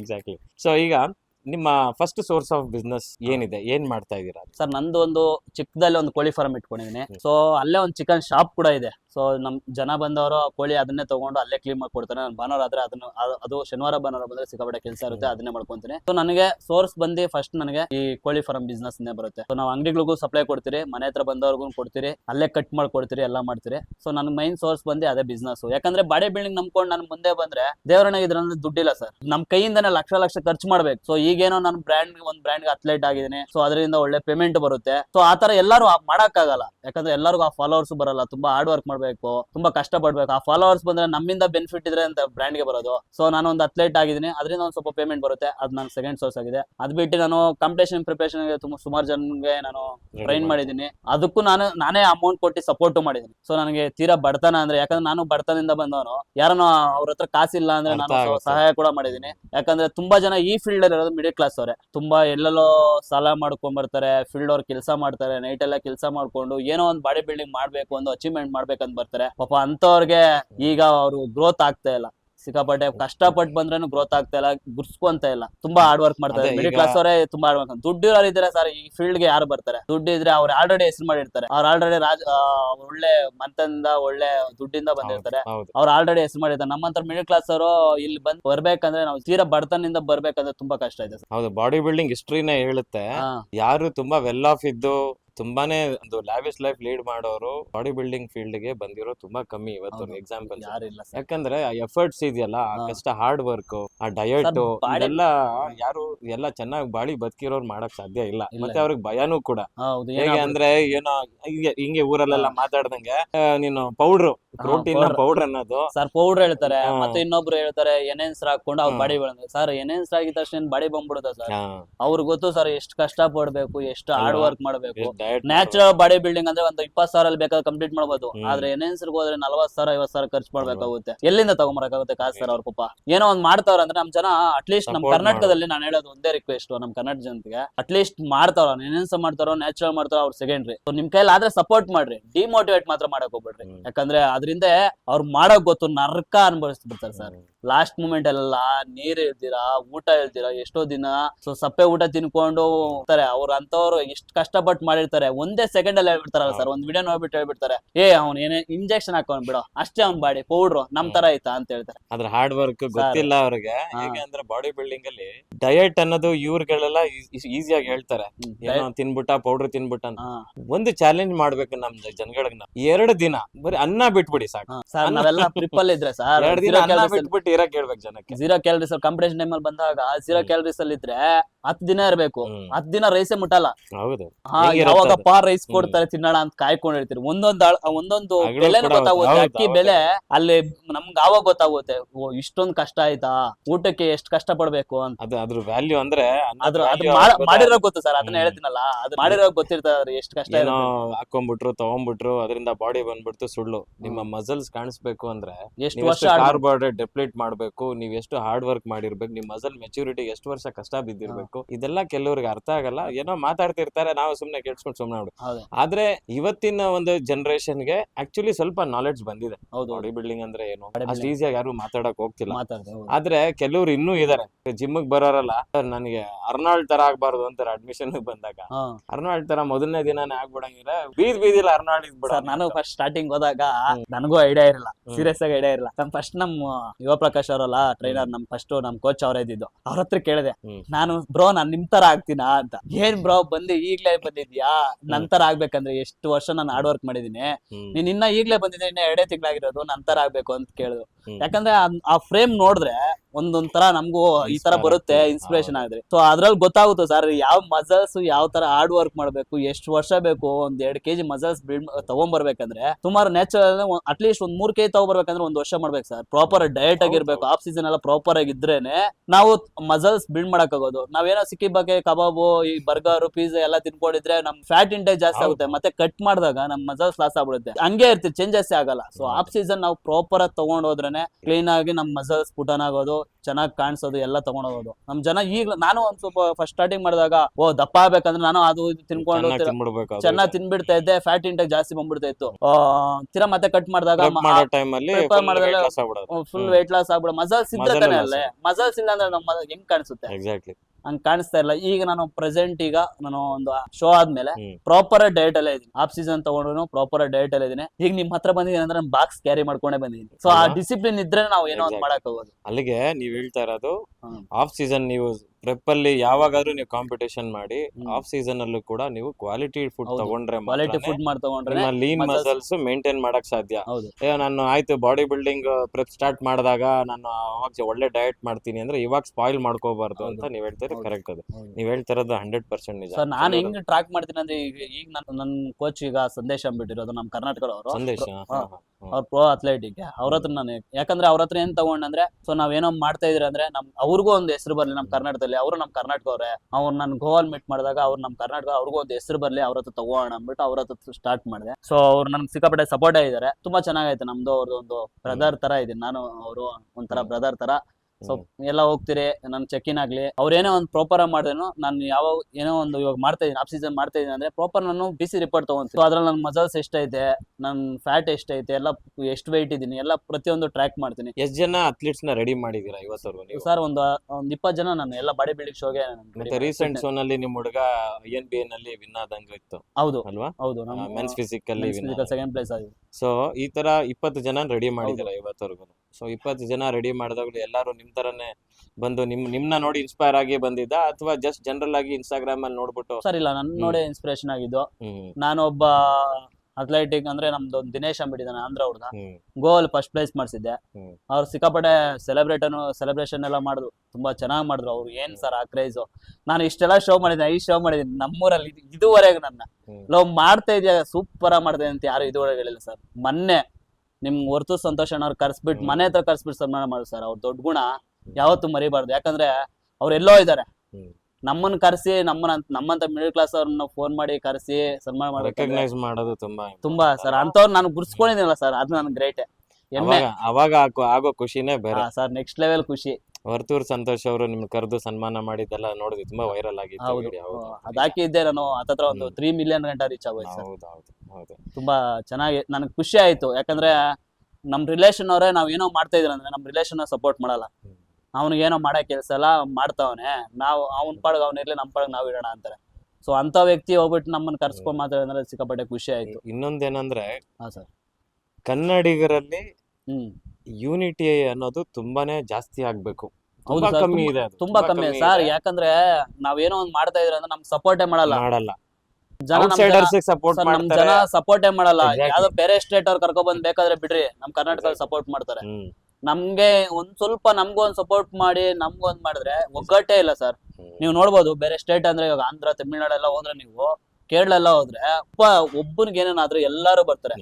ನೋಡಿದ್ರೆ ನೀವು almost body building field start ಮಾಡಿರೋದು ಅವ್ರೆ. ತಮಿಳ್ನಾಡಲ್ಲೆಲ್ಲ ಹೆಸರು ನೋಡಿದ್ರೆ ನೀವು, ರಾಜಾಜಿತ್, ಡೆಲ್ಟಾ ಅವರೆಲ್ಲ ಒಳ್ಳೊಳ್ಳೆ ಹೆಸರು ಮಾಡ್ಬಿಟ್ಟಿದ್ದಾರೆ. ಅಷ್ಟೇ ಸಪೋರ್ಟ್ ಐತೆ ಸರ್ ಅವ್ರಿಗೆ, ಒಬ್ರಿಗೊಬ್ರು ತುಂಬಾ ಸಪೋರ್ಟ್ ಮಾಡ್ತಾರೆ. ತುಂಬಾ ನಮ್ಮಲ್ಲಿ ಹೆಂಗೆ ಅಂದ್ರೆ ಒಬ್ಬ ಬೆಳಿತಿದ್ದಾನೆ ಅಂದ್ರೆ ಇನ್ನೊಬ್ಬ ತುಳಿಯೋನ್ ಹಿಂದೆನೆ ಹಿಂದೆ ಇರ್ತಾನೆ. ಸರ್ ಜೊತೆನಾಗೆ ಇರ್ತಾನೆ ತುಳಿಯೋನು, ಯಾರೋ ಬೇರೆ ಎಲ್ಲೋ ಹೋಗ್ಬೇಕಾಗಿಲ್ಲ. ಇದು ಚೇಂಜ್ ಆಗ್ಬೇಕು, ನಮ್ ಈ ಫಸ್ಟ್ ಕಲ್ಚರ್ ಇದು ಚೇಂಜ್ ಚೇಂಜ್ ಆಗ್ಬೇಕು. ಆಗ್ಬೇಕು ಸರ್. ನಮ್ಮ ಹತ್ರನ ಅನ್ನ ತಿಂತಾರೆ, ನಮ್ಮ ಹತ್ರನೇ ಬೇರೆ ಹೋಗ್ಬಿಟ್ಟು ನೆಗೆಟಿವ್ ನೆಗೆಟಿವ್ ಆಗಿ ಮಾತಾಡೋದು, ಅದನ್ನ ಫಸ್ಟ್ ಬಿಡ್ಬೇಕು ನಮ್ಗೆ. ಹಿಂಗಾಗಿ ಆಗಿನೇ ಔಟ್ಸೈಡರ್ಸ್ ಬಂದು ಇಲ್ಲಿ ರೂಲ್ ಮಾಡ್ತಾರೆ. ಹೌದು, ಕೆಲವೊಬ್ರೆಲ್ಲ ಈಗ ಹೆಂಗೆ ನಮ್ಮವ್ರಿಗೆ ಯೂನಿಟಿ ಇಲ್ಲ ಅನ್ನೋದು ಗೊತ್ತಿದ್ದೆ ನಮ್ಮನ್ನ ಬಂದು ಹೊಡಿತಾರೆ, ನಮ್ಮನ್ನ ಬಂದು ತುಳಿತಾರೆ. ಇದು ಆಗ್ಬಾರ್ದು. ಇಲ್ಲ ಆಮೇಲೆ ಈ ಟ್ರೆಂಡ್ ಇವಾಗ ಚೇಂಜ್ ಆಗ್ತಾ ಇದೆ. ಒಬ್ರಿಗೆ ಅದು ರಿಯಲೈಸ್ ಕೂಡ ಆಗ್ತಾ ಇದೆ, ಕೆಲವರಿಗೆ ಅರಿವಿದೆ ಇಲ್ಲ ನಾವೆಲ್ಲೋ ಒಂದ್ ಕಡೆ ಮಿಸ್ಟೇಕ್ ಮಾಡ್ತಾ ಇದೀವಿ ಅಂತ. ಆದ್ರೆ ಎಲ್ಲೋ ಒಂದು ಪರ್ಸೆಂಟೇಜ್ ಆಫ್ ಜನ ಈಗಲೂ ಕೂಡ ನಮ್ಮಲ್ಲೇ ಒಡಕನ್ನ ಕ್ರಿಯೇಟ್ ಮಾಡೋದು, ನಮ್ಮಲ್ಲೇ ಏನೋ ಒಂದು ಮಾತಾಡೋದು. ಹೀಗಾಗಿ ಒಂಥರ ಇದು ರೋಗ ಇದ್ದಂಗೆ, ಅಡ್ವಾನ್ಸ್ ಬೇರೆಯವ್ರಿಗೆ ಆಗ್ತಾ ಇದೆ. ಎಕ್ಸಾಕ್ಟ್ಲಿ, ನಮ್ಗೆ ಆಗ್ತಾ ಇಲ್ಲ, ಬೇರೆಯವ್ರು ಅದು ಯೂಸ್ ಮಾಡ್ಕೊಂತಾರೆ, ಯುಟಿಲೈಸ್ ಮಾಡ್ಕೊಂಡು ಅವ್ರಿಗೆ ಯೂಸ್ ಆಗ್ತಾ ಇದೆ, ನಮ್ಗೇನು ಯೂಸ್ ಆಗ್ತಾ ಇಲ್ಲ. ಆಮೇಲೆ ಈಗ ನಾನು ಮೊನ್ನೆ ಒಂದು ರೀಸೆಂಟ್ ಆಗಿ ನಿಮ್ಮನ್ನ ನೋಡಿದೆ, ಯಾರೋ ನಮ್ ಕರ್ನಾಟಕ ಅವರು, ನೀವು ಮಿಸ್ಟೇಕ್ ಮಾಡಿರ್ಬೋದು ಸರ್, ನಿಮ್ದು ಆರ್ಗನೈಸರ್ ಮಿಸ್ಟೇಕ್ ಆಗಿರ್ಬೋದು, ಸಮಸ್ಯೆ. ಸೊ ಒಂದು ಶೋ ಮಾಡ್ಬೇಕಂದ್ರೆ 101 ಸಮಸ್ಯೆ ಇರುತ್ತೆ, ಬರುತ್ತೆ. ಸೊ ನಮ್ ಕರ್ನಾಟಕವರೇ ಅವ್ರನ್ನ ವಿಡಿಯೋ ಮಾಡಿ ಅದನ್ನೇ ಪಬ್ಲಿಸಿಟಿ ಮಾಡಿ ನಿಮ್ಮನ್ನ ತುಳಿಬೇಕು, ಅದು ಇದ್ರಲ್ಲೇನೋ ಗೊತ್ತಾಗುತ್ತಲ್ಲ. ನಂಗೆ ಸಿಕ್ಕಾಪಟ್ಟೆ ಬೇಜಾರಾಯ್ತು. ಏನಪ್ಪಾ, ನನ್ಗೂ ಬೇಜಾರಾಯ್ತು ಸರ್. INBL ನೀವು ಮಾಡಿಸಿದಾಗ ನನ್ನ ಕ್ಲೈಂಟ್ಸ್ಗೆ 2ನೇ ಪ್ಲೇಸ್ ಆಯ್ತು, ನಾನು ಅಲ್ಲಿ ವಾಯ್ಸ್ ರೈಸ್ ಮಾಡ್ಬೋದಾಯ್ತು, ಎಲ್ಲ ಕ್ವಾಲಿಟಿ ಚೆನ್ನಾಗಿತ್ತು, ನಾನು ರೈಸ್ ಮಾಡ್ಬೋದಾಯ್ತು. ಯಾಕಂದ್ರೆ ನೀವು ಮಾಡಿಸ್ತಾರೋದು ನಮ್ಮ ಕರ್ನಾಟಕವರು. ನಾನು ವಿಡಿಯೋ ಹಾಕ್ಬಿಟ್ಟು ನಾನು ಅದರಿಂದ ಪ್ರಾಪರ್ ಆಗ್ಬಿಟ್ಟು ನನಗೆ ಅದ್ರ ಫಾಲೋವರ್ಸ್ ಬರ್ಬೇಕಂತ ಅವಶ್ಯಕತೆ ಇಲ್ಲ. ಯಾಕಂದ್ರೆ ಹೌದು, ನಾವು ಅದನ್ನ ಫಸ್ಟ್ ನಮ್ ಕರ್ನಾಟಕ ಮಾಡ್ತಾರೆ ಅಂದ್ರೆ, ಅಣ್ಣ ಈ ತರ ಆಗೈತೆ, ಈ ತರ ನೆಕ್ಸ್ಟ್ ಮಾಡ್ಬೇಡ್ರಿ ಅಂತ ಮಾತಾಡ್ಬೇಕು. ಒಂದೇ ಸಲ ವಿಡಿಯೋ ಮಾಡ್ಬಿಟ್ಟು ನಿಮ್ಮನ್ನ ತುಳಿದ್ಬಿಟ್ಟು ನಮ್ ಮೇಲೆ ಬರ್ಬೇಕಂದ್ರೆ ಆದ್ರೂ ನೀವ್ ಎಷ್ಟ್ ಜನ ನೋಡ್ಕೊಂಡ್ ಬಂದಿರ್ತೀರಾ ಸರ್? ಆಚೆ ಕಡೆ ಜನ ನಮ್ಮನ್ನ ನೋಡಿ ನಗ್ತಾ ಇರ್ತಾರೆ. ನಮ್ ಕರ್ನಾಟಕ ನಮ್ಗೆ ಸಪೋರ್ಟ್ ಇಲ್ಲ ಅಂದ್ರೆ ಹೆಂಗೆ? ನಾನು ಅದ್ ನೋಡಿ ವಿಡಿಯೋ ಸ್ವಲ್ಪ ಬೇಜಾರಾಯ್ತು. ಯಾಕಂದ್ರೆ ಏನಪ್ಪಾ ಇವ್ರು ಮಾತಾಡ್ಬೋದಾಯ್ತಲ್ಲ, ನಮ್ ಕರ್ನಾಟಕವರೇ ಮಾಡಿ, ನಮ್ ಕರ್ನಾಟಕವರೇ ಏನೋ ಒಂದ್ ಮಾಡ್ತಾರೆ.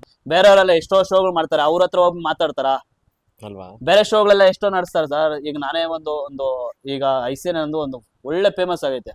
ಸುಮಾರು ಒಂದೊಂದು ಶೋಗೆ 800 ಜನ 900 ಜನ ಬಂದು ಪಾರ್ಟಿಸಿಪೇಟ್ ಮಾಡ್ತಾರೆ ಒಂದು ಶೋ ಅಲ್ಲಿ. ನೀವು ನೋಡಿರ್ತೀರಾ, ನಿಮ್ಗೂ ಗೊತ್ತಿರುತ್ತೆ. ಅದ್ರಲ್ಲೆಲ್ಲ ಎಷ್ಟು ಚಾರ್ಜ್ ಮಾಡ್ತಾರೆ ಸರ್? ಆಡಿಯನ್ಸ್ ನೋಡ್ಬೇಕಂದ್ರೆ ಎಷ್ಟು ಚಾರ್ಜ್ ಮಾಡ್ತಾರೆ? ಅದನ್ನ ಯಾರು ಕ್ವಶನ್ ಮಾಡಲ್ಲ, ಯಾರು ಮಾಡ್ತಾ ಇಲ್ಲ ಸರ್. ಯಾಕಂದ್ರೆ ಅವ್ರನ್ನ ಟಚ್ ಮಾಡಕ್ ಆಗಲ್ಲ, ಅವ್ರೆಲ್ಲ ಟಾಪ್ ಅಲ್ಲಿ ಇದಾರೆ ಅಲ್ವಾ? ಅವ್ರನ್ನ ಟಚ್ ಮಾಡಕ್ ಆಗಲ್ಲ. ಅಮೆಚೂರ್ ಒಲಿಂಪಿಯಾ ಆಗ್ಲಿ, 20,000 30,000 50,000 ಕ್ಯಾನ್ಗೆಲ್ಲ ಎಷ್ಟು ಮಾಡ್ತಾರೆ ಸರ್? ಅವ್ರಿಗೆ ಕಾನ್ಫಿಡೆನ್ಸ್, ಅವ್ರಿಗೆ ಅಶ್ಯೂರೆನ್ಸ್ ಇರಲ್ಲ, ಹೋಗಿ ಪ್ಲೇಸ್ ಆಗ್ತೀವಿ, ಏನೋ ಅಟ್ಲೀಸ್ಟ್ ಪಾರ್ಟಿಸಿಪೇಟ್ ಮಾಡ್ಬೇಕು, ಕಂಡೀಷನ್ ಚೆನ್ನಾಗಿದೆ ಅಂತ ಹೋಗ್ತಾರೆ. ಬಟ್ ಅಲ್ಲಿ ಇವ್ರಕಿನ್ನ ಘಟಾನ್ ಘಟಿಗಳು ಬಂದಿಲ್ಲ ಸರ್. ನಾನು ಅನ್ನೋದು ಇದ್ರಲ್ಲಿ ಯಾರು ಅವ್ರಿ ಸರ್? ನಮ್ಗನ ಮರಕ್ಕಿನ್ನ ಮರ ದೊಡ್ಡ ಅಂತಾರಲ್ಲ, ಆ ತರ ಬಾಡಿ ಬಿಲ್ಡಿಂಗ್ ಅಲ್ಲಿ ಒಬ್ಬನ್ಕಿನ್ನ ಒಬ್ಬ ತುಂಬಾ ಚೆನ್ನಾಗಿರ್ತಾರೆ ಸರ್. ಸೊ ಎಲ್ಲಾರು ಒಬ್ಬರಿಗೊಬ್ರು ಬರ್ತಾರೆ ಅಂದ್ರೆ ಅವರು ಸುಮಾರು ವರ್ಷದಿಂದ ಹಾರ್ಡ್ ವರ್ಕ್ ಮಾಡಿರ್ತಾರೆ ಸರ್. ಇವಾಗ ನಾವ್ ಹೆಂಗ್ ಅನ್ಕೊಂಡು ಹೋಗ್ತಿರೋ, ನಮ್ಮಿಂದ ಎಷ್ಟ್ ಜನ ಬರ್ತಾ ಇರ್ತಾರೆ ಅಂತ ನಾವು ಯಾರು ಗೊತ್ತಿಲ್ಲ. Body building is nothing but hard work. ಇಲ್ಲಿ ಏನು ಯಾವ್ದು ಸರ್ ನೀವ್ ಏನೇ ಹಾಕಿ ಸರ್, ಹೇಳಿಲ್ಲ ಸರ್, ಆಗ್ಲೇ ಹೇಳಿದ್ನಲ್ಲ, ನೀವ್ ಏನೇನ್ ಸ್ಟ್ರೇ ಹಾಕಿ ಇಲ್ಲ ನ್ಯಾಚುರಲ್ ಹೋಗಿ ಹಾರ್ಡ್ ವರ್ಕ್. ಏನು ನೀವು 1 ತಿಂಗಳು 2 ತಿಂಗಳೆಲ್ಲ ಬರಲ್ಲ ಬಾಡಿ. ಸುಮಾರು ವರ್ಷ ನೀವು ಹಾರ್ಡ್ ವರ್ಕ್ ಮಾಡಿದ್ರೇನೆ ಆ ಬಾಡಿ ಬರೋದು. ಸುಮ್ಮನೆ ಆ ಫ್ರೇಮ್ ಆಗ್ಲಿ, ಮಸಲ್ಸ್ ಎಲ್ಲ ಡೆಫಿನೇಷನ್ ಎಲ್ಲ ಬರ್ಬೇಕಂದ್ರೆ ಸುಮಾರು ವರ್ಷ ಹಾರ್ಡ್ ವರ್ಕ್ ಮಾಡ್ಬೇಕು. ನೋಡೋರ್ಗೆ ಪ್ರೋಟೀನ್ ಹಾಕೋರೆ, ಏನೇನ್ ಹಾಕೋರೆ, ಇಷ್ಟೇ ಅವ್ರಿಗೆ ಗೊತ್ತಿರೋದು, ಬೇರೆ ಏನು ಗೊತ್ತಿಲ್ಲ ಸರ್. ಪಾಪ ಈ ಬೌನ್ಸರ್ಗಳನ್ನ ಹಂಗೆ ನೋಡಕ್ ಜನ, ಬಾಡಿ ಬಿಲ್ಡ್ ಮಾಡೋಣ, ಅವ್ನು ಎಷ್ಟು ಕಷ್ಟ ಬಿದ್ದಿರ್ತಾನೆ, ಅವ್ನೇನಿಗೆ ಬೌನ್ಸರ್ ಜಾಗ ಬಂದಿರ್ತಾನೆ, ಅವ್ನ ಹಿಂದಗಡೆ ಬ್ಯಾಕ್ ಗ್ರೌಂಡ್ ಎಷ್ಟು ಸರ್ ಅವ್ರಿಗೆ ಎಷ್ಟು ಕಷ್ಟ ಇರುತ್ತೆ. ಏನೋ ಒಂದ್ ಕೆಲಸ ಮಾಡ್ತಾವ್ರಂದ್ರೆ, ಈಗ ನೀವೇ ಇವಾಗ ಜಿಮ್ ಅಲ್ಲಿ ಕೆಲಸ ಮಾಡ್ತಾವ್ರೆ, ಅವ್ರು ಬಂದವ್ರೆ, ಏನೋ ಒಂದ್ ಟ್ರೈನರ್ ಕೆಲಸ ಮಾಡ್ತಾರ ಅಂದ್ರೆ ಅವ್ರ ಬ್ಯಾಕ್ ಗ್ರೌಂಡ್ ಚೆನ್ನಾಗಿದ್ರೆ ಏನಕ್ಕೆ ಬರ್ತಾರೋ ಜಿಮ್? ಅವ್ರಿಗೂ ಏನೋ ಒಂದ್ ಸ್ವಲ್ಪ ಜಿಮ್ ಅಲ್ಲಿ ಕೆಲಸ ಮಾಡೋದು ಫಸ್ಟ್ ಹಾಫ್, ಸೆಕೆಂಡ್ ಹಾಫ್ ಪಾಪ ಈವ್ನಿಂಗ್ ಹೋಗಿ ಡೆಲಿವರಿ ಬೌನ್ಸರ್ ಮಾಡ್ತಾರೆ, ಡೆಲಿವರಿ ಕೆಲಸ ಮಾಡ್ತಾರೆ. ಇಂಥವ್ರನ್ನೆಲ್ಲ ನಾವು ಒಂದು ಗುರುತಿಸ್ಬಿಟ್ಟು ಈ ಬೌನ್ಸರ್ ಗಳಿಗೆ ಏನಾದ್ರು ನಾವು ಒಂದು ದೊಡ್ಡ ಪ್ರೋಗ್ರಾಮ್ ಮಾಡ್ಬೇಕು ಅಲ್ವಾ? ಇವ್ರಿಗೊಂದು ಪ್ರೋತ್ಸಾಹ ಕೊಡ್ಬೇಕಾಗತ್ತೆ. ಅವರು ಕೂಡ ಬಾಡಿ ಬಿಲ್ಡಿಂಗ್ ಸುಮ್ನೆ ಹೆಂಗ್ ಜನ ಅವ್ರನ್ನ ತಗೋಬೇಕು ಅಂದ್ರೆ ಬಾಡಿ ಬಿಲ್ಡರ್ನ. ಇವಾಗ ಎಲ್ಲರೂ ನನ್ನ ಜೊತೆ ಒಬ್ಬ ಬಾಡಿ ಬಿಲ್ಡರ್ ಇದಾನಂದ್ರೆ ಅವ್ನು ಯಾರೋ ಒಬ್ಬ ರಿಯಲ್ ಎಸ್ಟೇಟ್ ಇವನ್ ಇರ್ಬೋದು, ಡಾನ್ ಇರ್ಬೋದು, ಇನ್ನೊಬ್ಬ ಇರ್ಬೋದು, ನನ್ನ ಜೊತೆ ಒಬ್ಬ ಬಾಡಿ ಬಿಲ್ಡರ್ ಅವ್ನು ಏನೋ ಒಂಥರ ಧೈರ್ಯ. ಅಂದ್ರೆ ಬಾಡಿ ಬಿಲ್ಡಿಂಗ್ ಗೆ ಇರೋ ಮಹತ್ವ ಬೇರೆ.